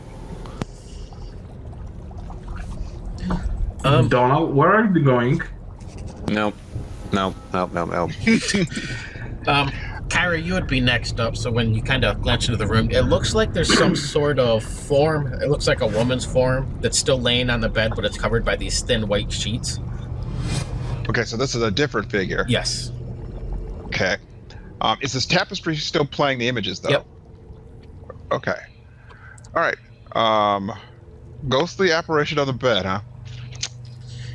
It looks like it's whatever. It's just a woman's form, but it's down underneath the blankets or the sheets that cover the bed. So it's not moving or anything. It just looks like a dead body or something underneath the covers. Can I ask something about the tapestry? Yeah. So it says that it shows that some people are burning something, right? Yeah, you can see they're like digging a large ditch, and then people are throwing dead bodies into this ditch, and then they light it on fire like a funeral pyre. Okay. And then it ends, and then it replays the scene over again. It lasts about a minute. So could we get like a sense of like if this, because like what I was thinking is that maybe like this is how they built the foundations of this tower. Could I get like any hint that yeah, could when support you look at like the theory? background and the scenery around, it's definitely being in a swamp. It looks sort of like this. It's the water that's around has a very deep blue, almost like the cerulean sort of color. It looks like it was at one point in time it was very nice, and like the swamp hadn't really taken it over as much, but it's definitely a wetter sort of marshy area. Okay. I can't explain my theory to everybody, and I overemphasize it to Donald. Donald, hey, where'd he go? Did he actually go? Yeah, Donald got the fuck out of there. Where's Donald going? Away. No, I mean, is he like going down to the room, or is he going downstairs, or? Somewhere not here. Donald, I have a very interesting story to tell you. I'm sure you do. I followed Donald. Okay, so trying to avoid the narrow arrow slits, I would go closer to the bed. Give me an agility check. By staying low, by the way. All right. If you're gonna stay low, give yourself one boon then. All right, thank you. Agility with one boon. Yes. Submit. Ooh, done. All right. Yeah. So Okay. as you move across the floor, you can feel your foot step on like a pressure plate or something. It sinks down a little bit, and a couple bolts fire off. They just barely skim past your face and like in your peripheral vision. One of them scrapes across your leg before they hit into the wall. You're able to come right up to the bed before you're hit by anything, though. So it's like, so they ride past like through my arm, but actually my arm, like, it's actually the part that the frogs have eaten away, so it passes right through it, or something like Lucky that. frogs. Yeah, lucky frogs, exactly. When you come up to the bed, the form of the woman that's underneath just kind of like fades away, and the sheets kind of rustle flat again, and you can see the wrinkles of where it was, but it's no longer there. So I using my quarterstaff as a 10-foot pole, I can attack the bed. Yeah, it's old and rotted for the most part, but you know, it just kind of swishes in a little bit, lets out a little bit of a dust. I try to unsheath the silk with my quarterstaff. Yeah, you're able to pull it back. Underneath is just a pile of, like, not a pile, I guess, but like the stains of like dirt and ash in the shape of a body that was there, but it's nothing there no more. Okay. So I assume that this is where so because you told me that there was a ghostly figure, right? Mm-hmm. Was it any sort of reminiscence to the descriptions that I've heard about Anessa? Like The one that was see, hanging by the bolts, no, it was a man. He had armor on. He looked like some sort of researcher or some sort of warrior or adventurer or something. Nice. The one that was in this bed, it looks like it definitely was a female's shape. both when it was covered Okay. by the sheet and when it disappeared. The stain that's left, or the markings that's left of the body, still has that female figure to it. Okay, and you said that the bed is it like this. It was silky and it was kind of expensive, right? Very elegant. It was probably a woman's bed. I mean, it has that silk, very flowery, feminine design. Okay, if it was a woman's bed, then somewhere around there she must have kept her necklace or like whatever. So I'm trying to search like underneath the ground or like if there's like a small table. Yep. Give me a or something. perception check. Okay. Um, Can you remind me if I used sense magic twice or once? I think I used twice. it twice. Okay. you can give yourself 2 boons though. Okay. Okay, so it's perception, right? Yep. 18. You're able to find a couple folded pieces of paper that look like journal pages. I'll give you those in just a second. And you also find a golden ring. It looks like a wedding ring, but it's inscribed on the inside of the ring. There's small black runes and letters of some sort of alphabet or something you don't recognize, but it looks like it was transcribed as something. Okay. And Well, I will keep the ring. and I'll give you guys the handout too. I know Kyra. And I shout, Kira, I found the fancy ring. No, nothing. I don't know if we're anywhere near you anymore. Yeah. We're probably already outside. You return, I'm so frightened. All right, I'll let you read that, Ergos. Kyra and Donald, where did you guys go? Did you go back down the stairs, or? Stairs. Yeah, I'm probably hastily making my way down the stairs. Oh, I'm trying to stop him from running out the building. All right, yeah, you'd be able to catch him in the dining room, I guess, area that you came through with all the little slimy translucent frogs. As soon as you walk into the room, they start to hop towards anything that you have that's metal. Well, in that case, I want to stop him either before that or past that room. That's up to you, Donald. Then I will let him go through and come out the other out that room. Let's see. I'm just gonna hop over to the other map. So yeah, Donald, you see Kyra coming up behind you as you kind of get to the main entry hall area. What do you do? We can't leave him behind. He's okay. Let's break this down. He said he's immortal, that he's died before, and there are ghosts here. A lizard, frog, toad, whatever they are, man, I can deal with. I'm not ghosts. You can't hit ghosts with a club. That's all I've got. I'm out of here. But the ghost did not harm you. They actually warned you. But it's a ghost. Yeah, but you're fine. You're okay. We still have a mission to accomplish. You see that room up, and he points the sarcophagus, the iron chamber, maiden room. That happened. I know it happened. think Believe about me, I was there. But we still have a mission to accomplish, and we can't leave him behind, despite the fact that he believes himself to be immortal. You saw for yourself how he was easily disabled. You're making a very strong argument. I have a counter argument. We Please. can leave and not be here anymore. And then you will go home, and then you'll have to face yourself for the fact that you continue to let these halfling children be killed when you could have stopped it. You left behind your compatriot, who you knew was not all he thought he was.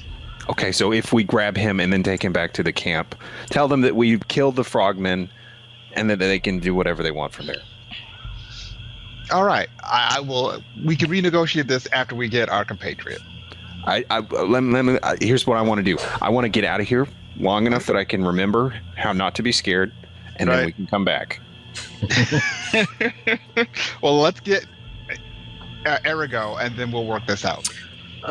Donald, you had only 1 insanity, right? You didn't have anything else that gave you insanity when rolling your character? Yeah, I should just have the 1. Okay, so it lasts for about a minute or 2. You're frightened.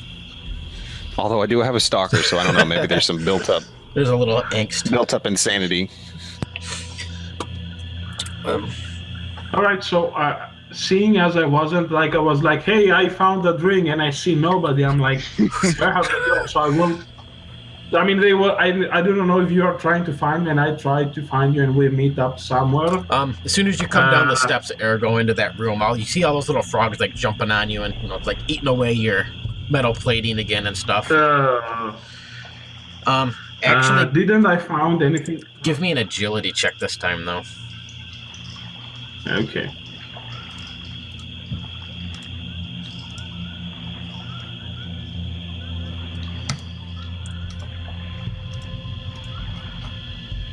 No, sorry, I didn't. Yes, I missed. All right. Just for a temporary, give yourself -2 to your agility. Just make a note of it somewhere. As in, they start eating away some of your gears and some of your hydraulics and stuff. Okay. You can hear like all. Is it like? Okay, so it's 7, right? So my agility becomes -3. Yep. Okay. Do we hear some sort of horrific clattering as he falls down the stairs? You can hear like the whole clattering and this grinding of the gears, and you can hear like one of his gears come loose and bouncing down the steps. Yeah, like some how do you call springs? Like it go bing, something like this. Apparently, I hate these frogs. One day I will come specifically to this room to roast them all. You see you with a stick roasting them all over fire. So yeah, you're able to come out of the dining room and you see these two in the main entry area there talking to each other.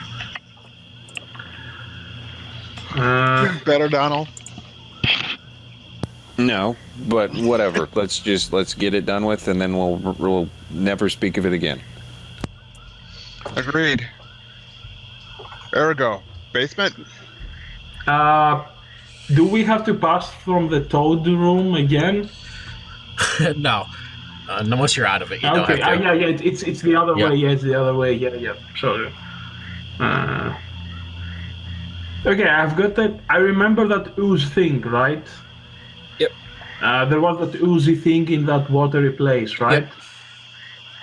Yep. Okay, so what I would like to do is that, like, could I get a sample of that ooze? Can I lure it somehow out, like, with my stick? You could certainly try. Okay, why do you want to do this? Oh, well, yeah, I will probably do this after we're done with this place. I want to see that, I want to somehow, like, support, like Erigo, basically, he kind of believes that, like, this place is built on top of a huge grave. And, if basically you bury somebody, his body dissolves, and he wants to see that, like, if something of that, like if this thing is composed of anything human-like. So yeah, that's what he wanted to do. Because I don't think you're helping our friend Donald right now. Donald. Oh, that whole leaving right now sounds much better. But it's a very nice experiment. I would like to do it, but some of my gears are off today. I will do it at some point though. So Donald, you grew up in a town that you saved from monsters, I see.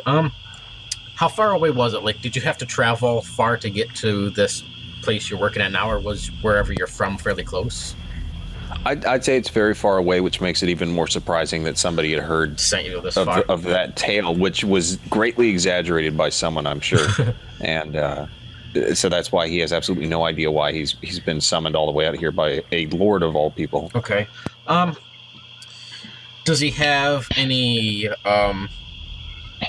love interests or very close friends or anything back at his main city or main town where he's from? Nope. His main defining feature is that he's a farm boy who worked in the stables.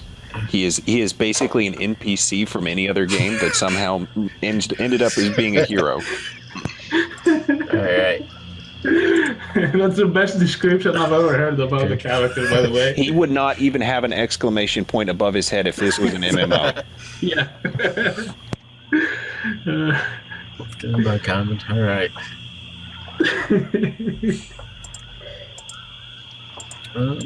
All right. Yeah.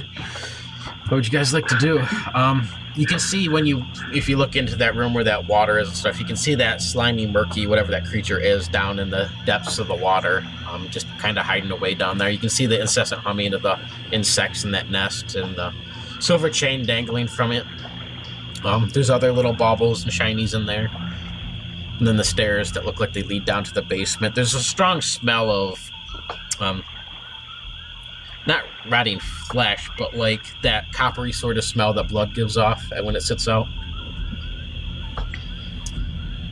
Okay. It's coming from the basement. Now, just thinking back to that horrific incident that happened when we first walked in here, was that blood draining? Did it look like it was going down? Yes, it looked like it was going down to the basement. Okay. Yep. There's a pint of your blood somewhere down there. Yep. I'm gonna go get it back. So could we peek at the basement from the green, from the like shape that the green thing denotes? Oh, like the A? yeah. Get a green. All the water is this section here. It doesn't actually. This is all. The other area is all open floor. It's not. Oh no, because you said that the A that it kind of collapsed. In the center there, by the A. Oh yeah. The center of the room and the entrance hall. That center area collapsed down into a large sinkhole. Okay, so could we peek like what's happening there from a safe distance? Yeah, if you go over near there and stuff, it seems like it's stable out and around it, but it just goes down into a sinkhole, like it's in between walls maybe, or whatever's underneath that room is a solid something. I mean, it doesn't open up into any kind of cavern or room below. It's just a muddy sinkhole. Can we get to the stairwell? There's a little opening there by the stairwell in the wall. Can we get to it from there, or do we have to go all the way back through the other section? Oh no, right there. I mean, it's about 2.5 feet wide. As long as you're able, as nobody's like huge and dwarf fat or something, then yeah, you guys can fit right through there. I mean, I thought we could just go through the sort of Hearthstone secret passage. Yeah. You can do that too. Yep. If we don't want to, accidentally activate the crushing wall trap or something. That's a good idea. Right. You should definitely try to go through that little crevice right there. All right, let's make our way back to the hearth thing and then down the stairs. And when we get to the stairs, guess I'll go first. Okay. Quick check. No. You're gonna. Donald steps in front of you. Extends a hand. Makes like a grabbing motion for a torch. Are you sure? No, but let's do it. All right. I hand him the torch, and I tell Okay. him to watch where he steps. You just if I fall face down, I'm just gonna try and drag me back up somewhere. All right. And he'll light the torch, shield in one hand, torch in the other, and start making his way down. All right. Who's following him? I am. Okay. And then Ergo at the back.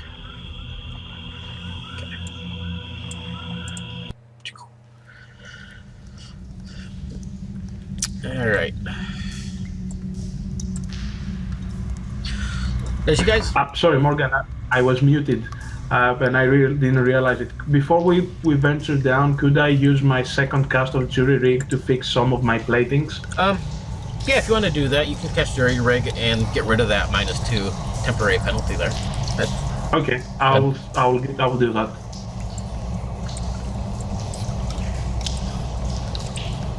All right. There. Just let me fix the volume on that again.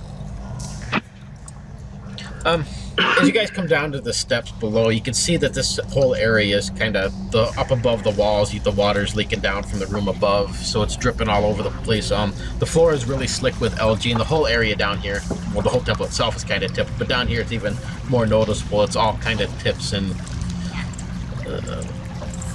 this sort of direction. The room that you can come down into looks like it used to be maybe some sort of storage basement sort of area. There's a bunch of empty crates. There's glass vials shattered around.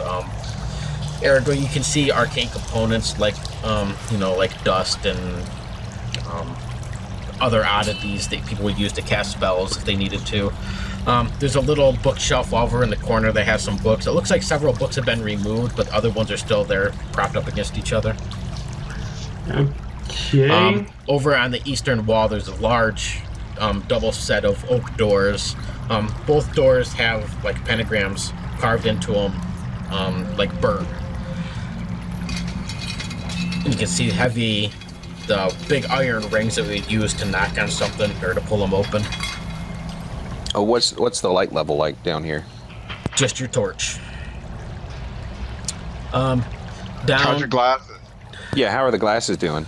Actually, Donald, it seems you know, as long as you're looking at wherever you shine the torch, you can see pretty well. These glasses are amazing, I tell you. Down to the southeast hallway, it kind of slopes down and then it slopes back up, and it looks like it opens into a larger cavern. You can see that the wall, it used to be there like a stone wall, but it's all been pulled away and chiseled into this wall. Like, it's not makeshift, or somebody carved their way through the wall into the chamber beyond. And then same thing with the hallway over on the left. It looks like it was actually carved into the stone wall, and then it turns into a cavernous sort of area.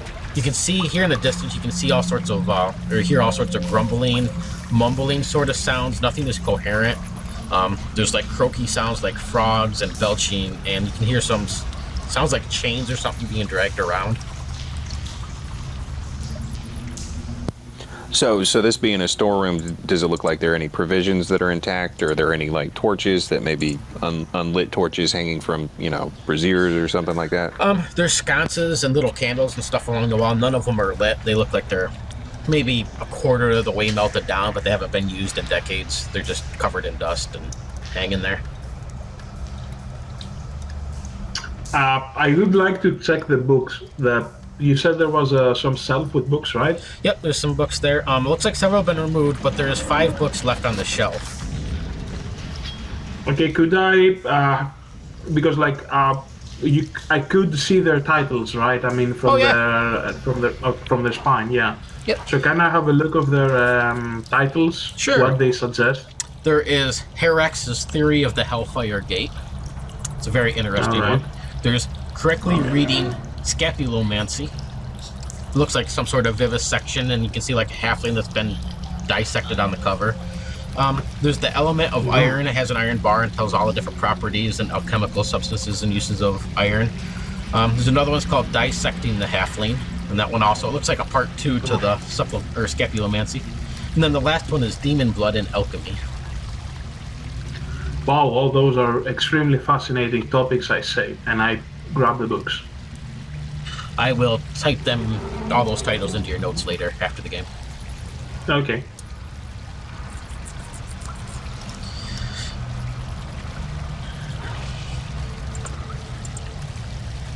Hey, What would you like to do? Oh, by the way, before we continue, I would like to hand out my crowbar to Donald. I say, I think you're the most appropriate person here to use this. Are you wanting me to open something right now with it? No, just in case you need it and I'm not available to give you. For me to give you, I mean. And now I'm suspicious that you're about to make me open something again. Oh, no. how about this door? Yeah, I kind of prefer the door to the, you know, the yawning abyss over there.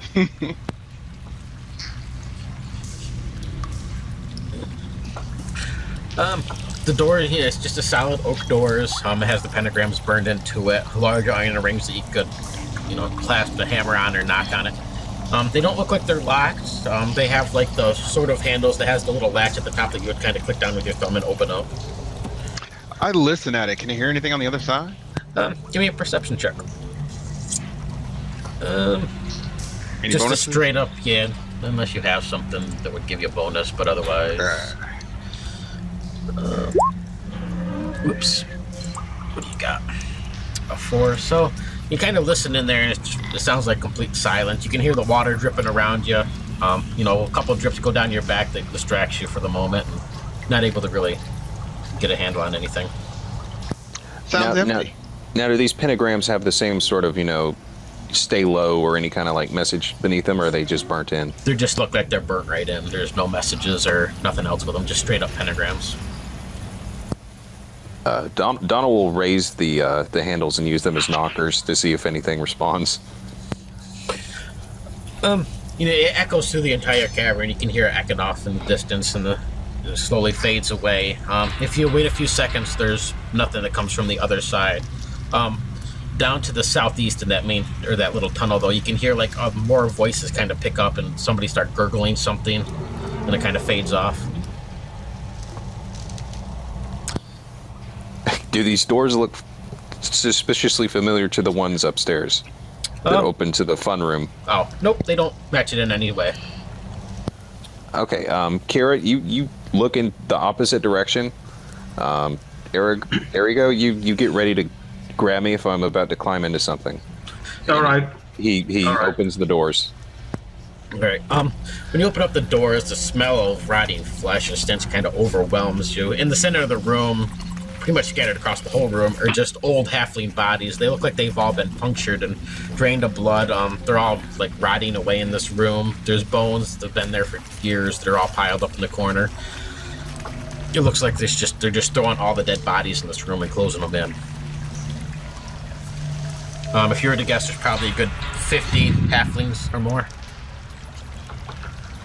Are they all dead? Is there no halfling alive?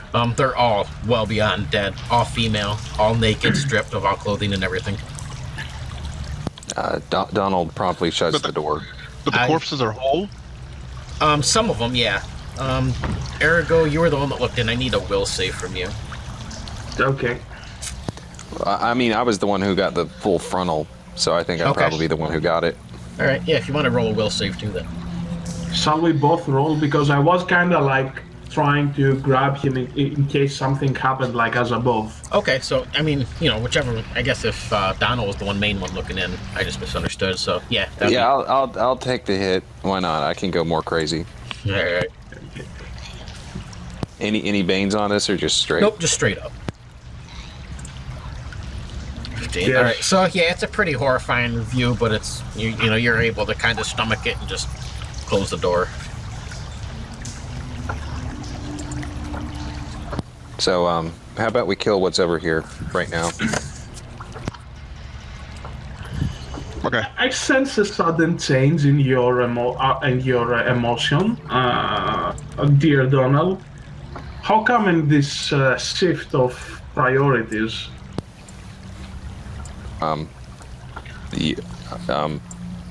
No, let's just go kill it, and then we'll worry about the rest of that later. Oh, well, that's an improvement, I suppose.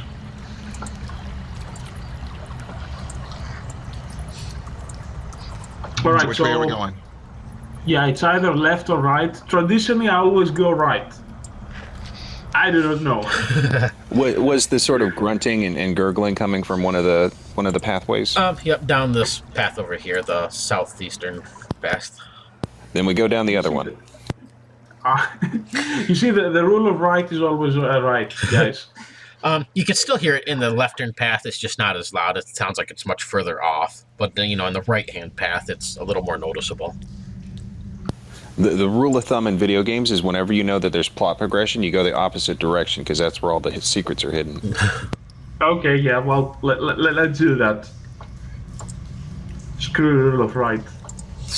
All right. Well, actually, I can reveal a huge area. Okay. Boom.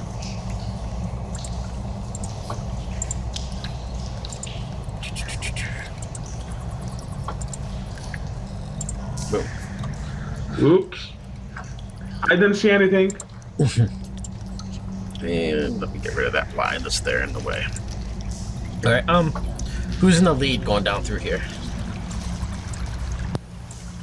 Me. Let's see what things I can trip or trap. All right. And Kyra, are you second? yes. And there we go. Yeah, All right. I'm going last. All right, Dave. Give me a perception check. Plus or minus anything? Nope. Straight up.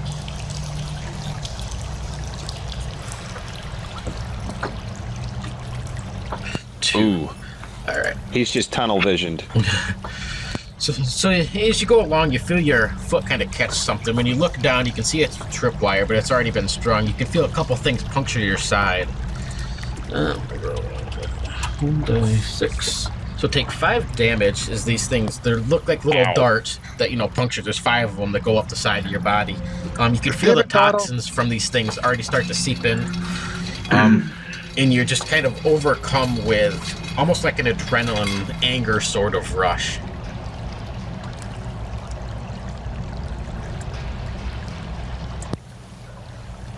Found a trap. I told you to watch where you stepped. Found a trap. Moving on. Found a trap. All right.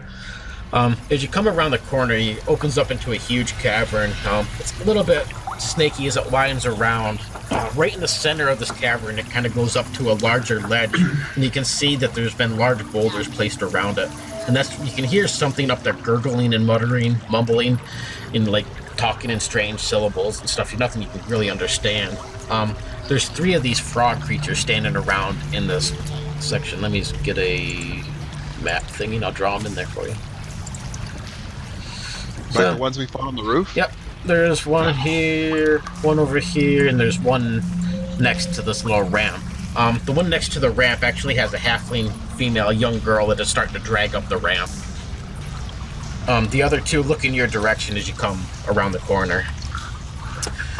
So, would you like to take fast or slow actions? Slow. Slow. Fast. Okay.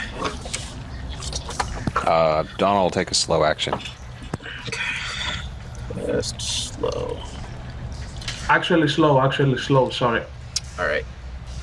These things take fast action, so the 2 of them are just running towards you. They will not quite reach you, though. So,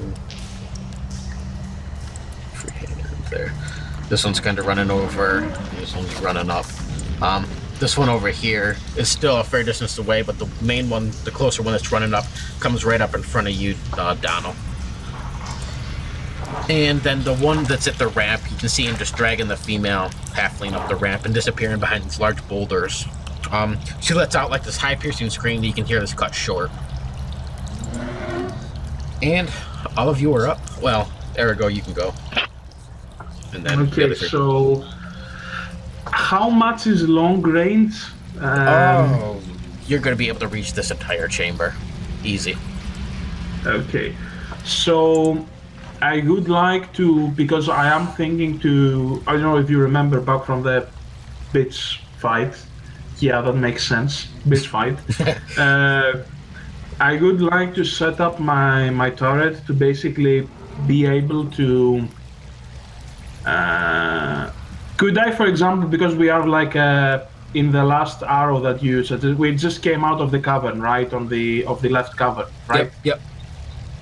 So would I be able to, like, if I put my bolt thrower like where the cavern ends, could I be able to hit the one who is charging us and the guy who is like hitting? I'm not talking simultaneously, but could I be able to like switch to the guy who is like pulling the halfling?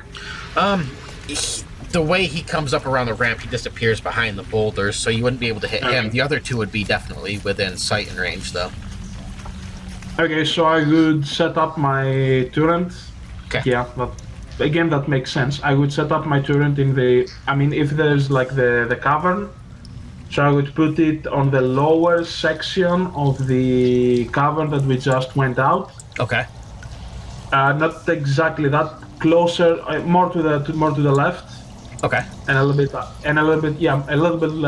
to the left, and this is where I would put it. Okay. So you would see that I will actually, like, to make a kind of cool description, I would take my staff out, and I would mutter a certain pattern of words, and you see that my staff basically becomes a spear, and it plunks into the ground, and it evolves into a ballista. And at the end of each turn, it shoots an arrow where I tell him to. Is that the end of every fast or slow round? I don't remember. No, actually, let me see the spelling. I think it's the end of the entire round. Okay. At the end of each round, the turret fires at one target creature or object within long range. Yes. All right. So just don't let me forget about it. Yes. All right. So you're casting that. Those things moved. So, Donald and Kyra, you are up. Oh, and it lasts for 10 rounds. Okay. You want to go first? Sure. Even though the point is probably moot, I am going to rush. I want to get past the monsters and try and get to the monster that was dragging the halfling. Okay. So I'm basically taking a rush, which is like two moves plus my own move. So 3 moves. You're gonna trigger actions from them as you pass by them because you're gonna move in melee range. But I'll give you a 2. Can I? The cavern's pretty big. Can I get around? Yeah, I was gonna give you. Well, they have long reach for what they're doing, but I was gonna give you 2 boons. Or I guess there are 2 banes for them for the attack. Assuming. Yeah. You have trickery too. So I'll give them 3 banes. Plus you're trying to stay out of their reach. Well, I mean, if you wanted to like completely stay out of the reach, it would you would be able to reach it on your next turn. If you wanted to reach it this turn, then you're gonna have to kind of pass a little close to them. It's up to you either way. I will reach it on my next turn. Okay, so you're just gonna totally avoid them. Yeah. Okay. All right, then, Donald. Okay, so the closest one. Yeah, he's rushing right at you. Okay. Let me see. Well, I don't want to be the. I'm gonna just knock everyone down. That seems kind of boring. Let's see what other fun things we can do. Can I pull it directly in front of the turret? Yep. Or just so that the it, turret. pull, I don't know. Yeah. Basically, I want to shove its gut straight into the turret. I don't know exactly what sort of poison I was injected with, but I'm going to go with some sort of frenzy stuff. So we'll just say he's gone off somewhere very dark right now. Yeah, any offensive attack you make for the moment is going to have an offensive, a melee or physical attack, right? He's going to have 1 bane, but anything will-powered or focus is going to have 1. I'm sorry. Anything offensive is 1 boon. Anything focusing is 1 bane for you at the moment. Okay, then yeah, he's gonna basically try and just push the closest frog straight in front of that turret. All right. Which I think is strength versus strength. I think so, yeah. Page 51. Let's see. You want to push, or shove, same thing. So make a strength attack roll against target strength. If the target is larger, you make a roll with 1 bane. You're going to have 1 bane because it is larger than you, but you have 1 boon because of your adrenaline rush, so it's going to be even roll. And just a comparable strength. So.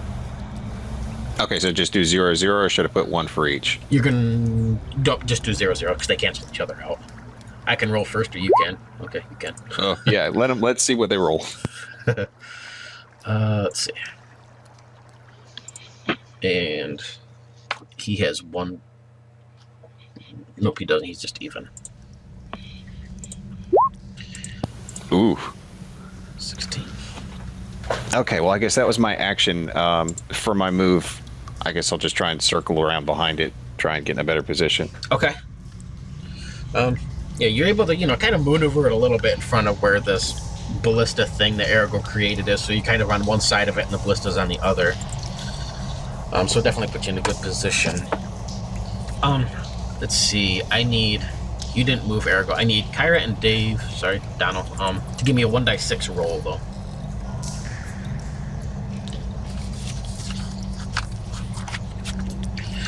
So Donald's a 5, and I need... Alright.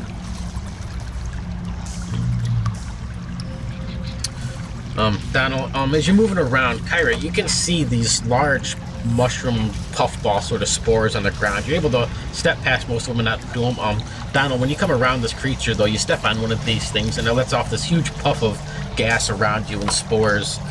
You can feel your whole body kind of weaken and you feel like you get like a very nauseous sort of overwhelming sense. You're going to be impaired for... which gives you 1 bane for 1 minute. Ooh. And Ergo, if you want to make your roll with that attack thingy... Now, does it look like these frog things are immune to him, or was it caught in that blast too? Nope, it doesn't even... You can see as they're moving around, they're stepping right on them, and they're not even being phased by it. I blatantly miss, unfortunately.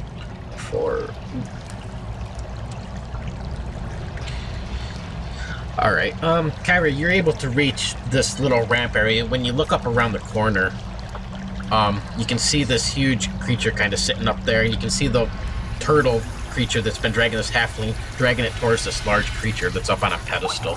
I will send you a picture of what it looks like. Does the halfling still look like she's still alive? Yep, you're there before he's... It looks like this turtle thing is going to feed it to this creature, but you're there before. Okay. Let's see, I need the shirt to sure. Right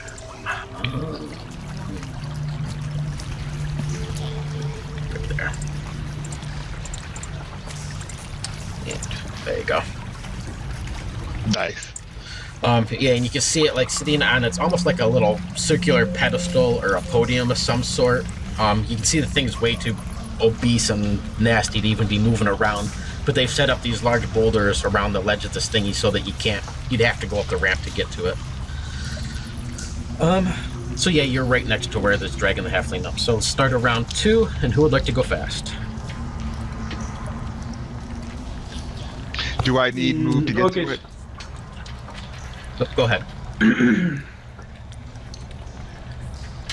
Do I need to move to get to the one holding the halfling? Yeah, you're still a few feet away from it, like 10 feet or so. So Then I'll take a slow turn. okay. Sorry, I'm still just trying to find out what impairment does to me. Impaired. On page 51 is your afflictions. Or no, page 40. No, let me check. Quick reference. Afflictions are on page 42 and 43. I think it's just one bane.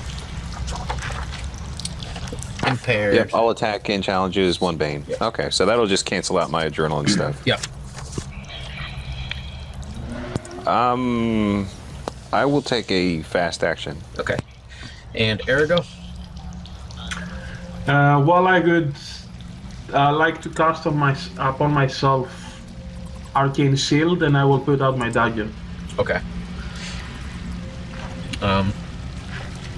So you can go fast. You can cast that and draw on a weapons free, so... Okay. Yeah, sure, I'll do that then. Alright. What's that spell do? Oh, it basically there's like you see like a glimmering in a shield like appears around me, surrounds me, and every to attack me gets 1 bane. Okay. And I put my dagger out. Alright. Yeah, I'm officially out of spells, guys. Just to just Just remind let me you know. about that 1 bane so I don't forget. And then Dave, Yeah, we'll or go. Donald, you are up. Yeah, I'm just going to go back to being a one-trick pony and try and trip this thing. Okay. I'm going to try and make it fall face first into those puffballs just to see if maybe internally it affects it. Okay. So knock down. Its agility is 10.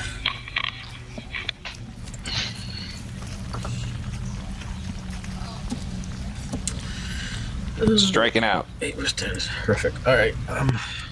And Kyrie, you were going slow. So these things. So Donald, this one turns around and it just tries to backhand you with this huge deformed hand that it has. And let's see. My armor should still be 15. Yep. Let's see. It's yeah. So it's just gonna be straight up. And that's a miss. Let's see, the other one is moving over, so you see the other one behind you charging across the floor, so it comes right up behind you, Dave. I'm sorry, Donald. But it's just moving fast, so it's not going to take an action. And the other one has to go slow, so Kyra, you were up before the other one does. I yell out at this creature, and then I move and attack using Alright. trickery. I'm hoping that it will drop the halfling. Okay. So attacking the turtle thing. Its defense is 15. You're using trickery, so you got a boon. Or do you just yell like sneak attack? Where is it?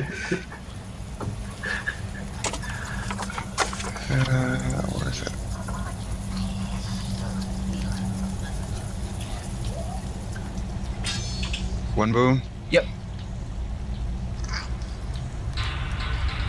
Nice. Ooh, Oh, nice. That's over 20, so yeah, you can take a pretty heavy slash. You can cut it like right across the wrist where so its hand kind of goes numb from where you cut the tendons and unusable, so it drops the halfling. She crawls away as fast as she can towards the rubble and the boulders inside, like trying to get as far away as she can on her little bit of time that she has. Just yelling at her to run, to leave. All right. Yeah, she gets up as fast as she can and starts to run. She doesn't get very far this round, but she's definitely running. And then go ahead with your bolt thrower thing there, Erigo. All right. So, 17.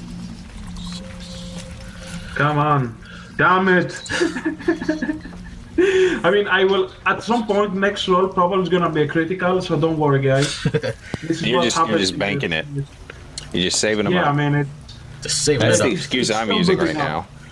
Yeah, it's still, the system still is booting up, like. All right, that's the start of round 3 then. So, Ergo, you can see just right in front of you, just a few feet away, Donald's got a creature, these 2 creatures, one on either side of him. They're going to start to gang up on them, and you see Kyra in the distance run up this rampart and behind the large boulders and stuff. You see a smaller halfling girl, like, run down and start running towards the exit from this room, up through that hallway. So, who wants to go fast? Is charge a fast or a slow thingy action? Charge, you make an attack rolls with 1 bane. No, you can use it as a fast. You just get 1 bane until the end of the round on everything. You get to move up to your speed and make an attack. But you just have 1 bane for that No, and I won't. anything else. No, I will take a slow. I will move and attack the creature near Okay. Donald. Out of combat here, do you guys think we can win this? I mean, we've got the halfling that was going to be sacrificed. Maybe I think basically what's gonna happen is hopefully you 2 are gonna get out of there and Donald's gonna be torn in half. I'm just thinking that we should retreat and come back another day. I mean, and I also understand like this is the tactical way to go, because there are no more halflings, right? From where you see now. So if we save this halfling and we leave, we can we can charge up my batteries and then come the other day. Yeah, I mean that's like the best tactic to do. So would you like to like strategize around this? Because I thought that we were going for the kill. Like I said, let me rephrase this. I have 6 hit points. I'm gonna be torn in half next turn. All right. So you guys can just run. Okay, so we should like grab the halfling somehow. Yeah, she's running up the little hallway up there trying to get away. So I mean, she's got to run to start. So. All right, so we should start running, right? If that's going to be it, then I'll take a slow turn. Okay, so I will actually charge the frog, and so that maybe Donald can get out of it, because I do have right now 16 armor class, and they all attack me with a bane. I don't know how because I also have 8 hit points. I'm not the. Yeah, my total hit points is 11. Why don't you retreat and I'll try and get over to help Donald? Okay, I will retreat. I will, however, keep my bolt thrower there to help as much as it can. Okay, so are you gonna go ahead and retreat, Ergo?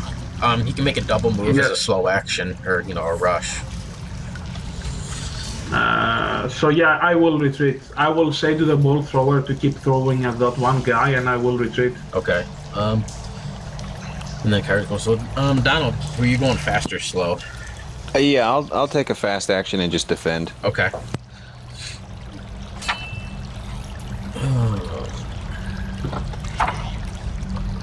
Is there actually a defend a move?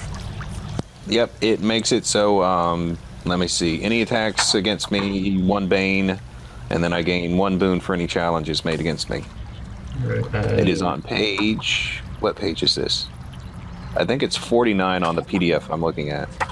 No, I see everything but reload, rush, stabilize, use, prepare. Oh, defend right there. I'm done. Okay. So you're gonna defend it. All right. So if I'm sorry, was that a fast or a slow? That was a fast, right? Yeah, that was a fast. So that's my only action. Defend the round attack. How in one bane? So these things are both attacking at you. So they got one bane.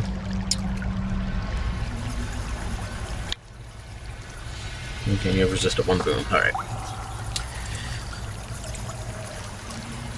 Let's see. So they got 0 boons and 1 bane. And that's going to be a hit. 1 die 6 plus 2. 4 damage from that one. Still up. And the last one. And let's see, 0 boons, 1 bane. And that is a fail. So, the other one turns around towards you, Kyra, and it just moves towards you as its action. And you see this huge frog creature open its mouth up, and its tongue like lashes out towards you to try and grab a hold of you. What is your agility? 13. Okay. And I will. Up to. I haven't gone this turn, so I'll use trickery, which will give me a boon to a challenge roll if necessary. Okay. Yep, you're gonna need it. I will roll first for you.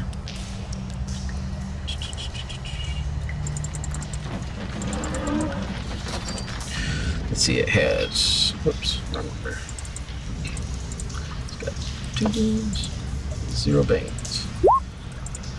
Alright, so your agility is going to try to have to beat an 18. Okay.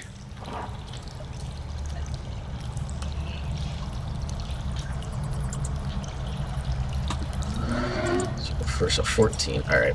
But you start to turn and you try to dodge out of the way, its tongue kind of lashes out and it kind of splits like a frog's tongue with a really sticky pad at the end. You can feel it like crack or, wrap around your leg and drag you down and starts to drag you towards its mouth. No! Ergo, you can hear Kyra in the distance scream, and she's like, you can see, like, as she started to run down this rampart, but you see, like, this pink fleshy membrane of some sort lash out and grab a hold of her leg and start yanking her back up the ramp. And that would be the end of the round. To make your roll for your bolt thrower. Okay. Could I switch it and try to cut the tangle of the toad that's grabbing her leg? Yeah, it's within sight, so yeah. Alright. If you do anything more than 3 damage, you could sever it, so. Okay. Okay, pray, guys. Pray. What is it against? Its defense or its agility? It's against defense. Let me look at what it is.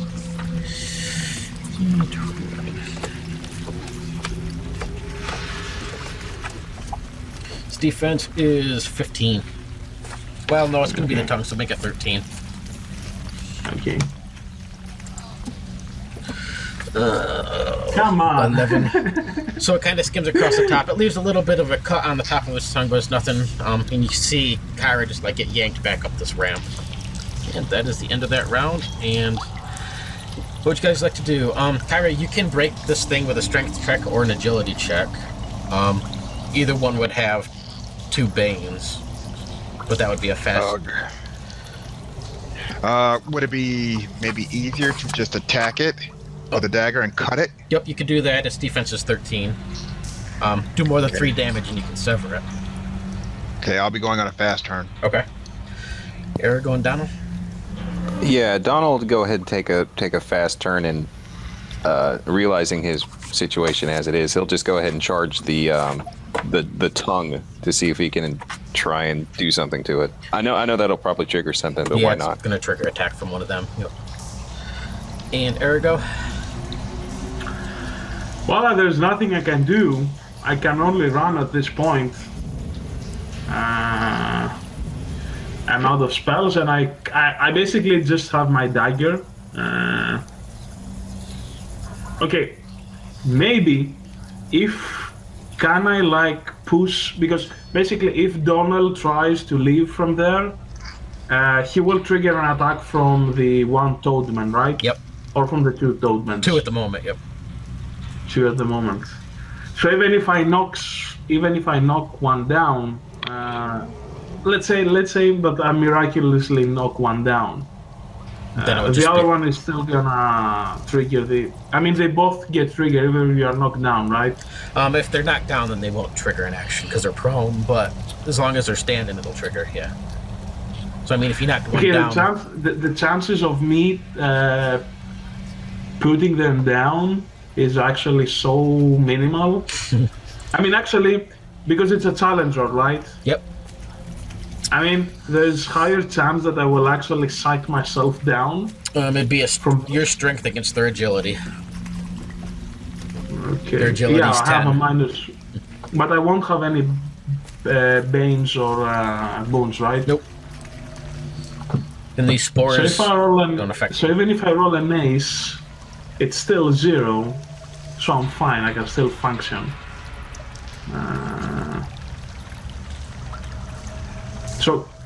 So should we do it this way, Donald? You think? You should just run.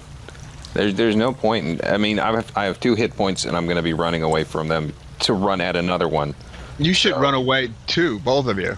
Oh no, Yeah. the only way I can get away is to provoke them attacking me. So if I'm gonna die anyway, I'd rather just try and hit the thing that's got you. Isn't there a retreat that would prevent the provoke? I don't think so. Yeah, there is a retreat move.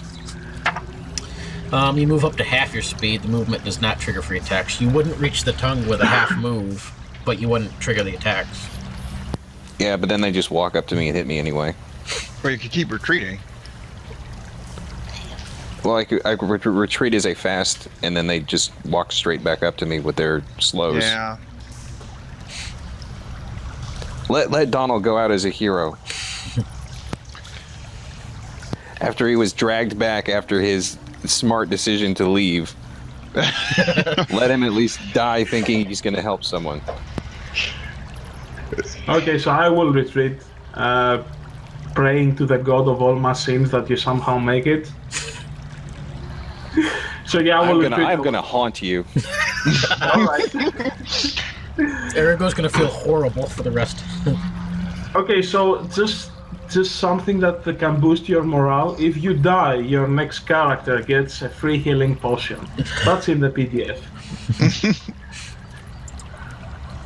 So yeah, I will retreat. I will go into the cavern and I will run as fast as I can. I will mind the trap, by the way. I'm not that stupid. No, what you would better do is you'd better make sure that halfling gets out of here, because otherwise I really will haunt you. Yes. Ah, you see, Ergo is more concerned about him, and I mean the halfling is already running, right? Yeah, she's running up the right-hand side tunnel there. Yeah, don't worry, we will make it. Yep, haunted. All right, Donald, if you want to make your fast action, then you just run in Yeah, towards. so just gonna charge and attack the tongue. Alrighty. Let's see. You can move it with it. If you're gonna make it as a fast, it'll be a charge, which means you're gonna get 1 bane. You're gonna have another bane because you're impaired, but you're gonna have a boon from your adrenaline rush. It's gonna equal 1 bane for the attack. And it's against a ace or a defense of 13. Okay. I have faith in maybe doing one thing. I'll let you do that first, and then I'll roll these things triggered attacks. Well, there you go. That's Donald summed up in a nutshell. He's a farm boy who's out of his place, and then he listened to a machine man, and now he's going to die horribly underground by Toadman. Put that on a gravestone. Yeah, I'm sorry, Don. I'm sorry, Dave, actually. And they're gonna have 1 boon. You charged. Oh yeah.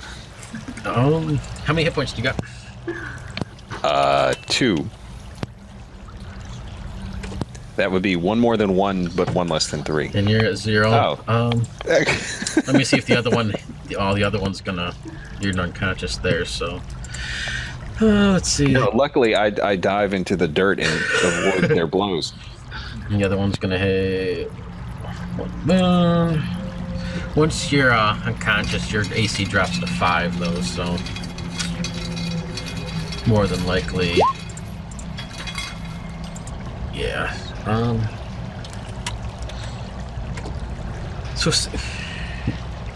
Yeah, you're dead. You're gonna roll a 1d6 if you can roll a 1,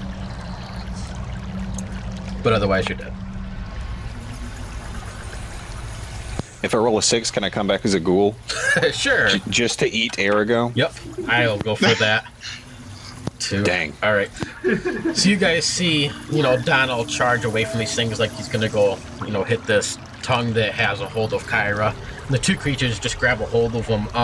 The one is able to knock him down and pummel him. The other one grabs a hold of him and just like shoves him down his gullet. And you see Donald just be shoved down this creature's gullet. It's just the way he would have wanted to go. What? It's like I'm back in the womb. It's just full circle.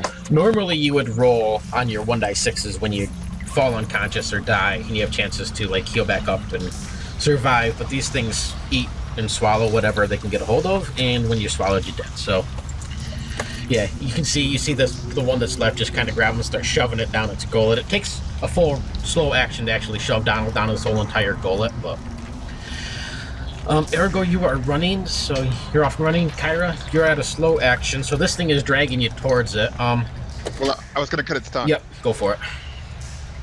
So trickery, let's see if this works. 23, 3 damage, so yeah, you slice the tongue, Actually, and you get a free. That's not the damage, but because it's 2d6. Oh, well, even with you only had to do 3 damage, so. Okay. All right, cut it, and I'll use my move to run. All right. You can see, like this long, nasty tongue kind of like flies back into this huge creature's maw. The other turtley creature is like chasing right behind you. They're actually a lot slower than you, so yeah, you can head down this hallway. You can see the halfling girl up ahead, running up, through this tunnel as well. And you see Eric go in the distance come up this tunnel. Unfortunately, I'm screaming at Arago when I catch up to him. They ate him! They ate him! Run if you don't want to be eaten as well. You're gonna run faster than the halfling, though. Do you want to grab her or anything? I'll pick her up and just haul. All right. Unless Arago's probably stronger, but No, I'm not. Yeah. I've got mindless hysteria strength right now. How much strength do you have? 10. She's light. 9. She's only like 40 pounds, so you're able to, grab a hold of her, drag her. Are you doing anything, or are you just hauling ass up these steps and out of this building? Out of here. All right. Yeah, out of here, exactly. You guys can By the run way, up. in real life, Dave, I'm sorry if I kinda triggered your character's death. Huh? Oh no, I'm used to having characters die all the time. It's fine. So Dave, didn't you say there was somebody who was shadowing you all the time? Yeah, I had a stalker. Maybe that's my next character. That's what I was thinking. Oh shit, Arago is gonna be fucking murdered Alright. in his non-sleep. He didn't know I had a Yandere girlfriend. He's gonna Okay. get fucked up. You guys can hear these turtle creatures kind of running behind you. You can, as you exit out of this huge temple and you're running down the path, you can see them in the distance. They kind of slow off. You get far enough ahead where they can't catch you, but you can see all three of them that followed you out of here, standing in the distance next to this, huge Sysobeck's pyramid there. And they watch you as you run down this path. They kind of turn and go back into the temple. You can hear like this unearthly sort of scream and grumbling. The whole ground shakes for a few moments, and then it calms down as you guys, exit out of this cerulean swamp and back into this open field. In the distance, you can see the halfling village. Unfortunately, Donald, that doesn't include you. You can feel yourself being swallowed down by this creature, and its ashes just kind of eat away. The last vision you see is whoever the stalker person is, and you like see their face, and it just kind of fades away. Can the glasses suddenly detonate because they were actually a magical weapon? It'll crap them out the next day. But it'll be painful. All right, that'll be the next artifact that they use to lure some unsuspecting person into the fucking hellhole. Alright, and Okay, how much XP are we getting from this? that is Nothing Sysobeck's but horrible tower. nightmares that we got from them. Kyra, I do need one will save from you. Okay.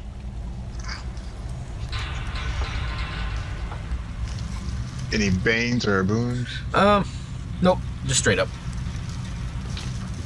7. Alright, you're gonna do 1 die 3 insanity you're gonna gain from seeing this thing and what it's done, and you know the fear that's overwhelming you as you run from this place. Okay. Any chance you could share what the big bad monster looked like? Oh, yeah. Just sort of Yeah, curious yeah. now.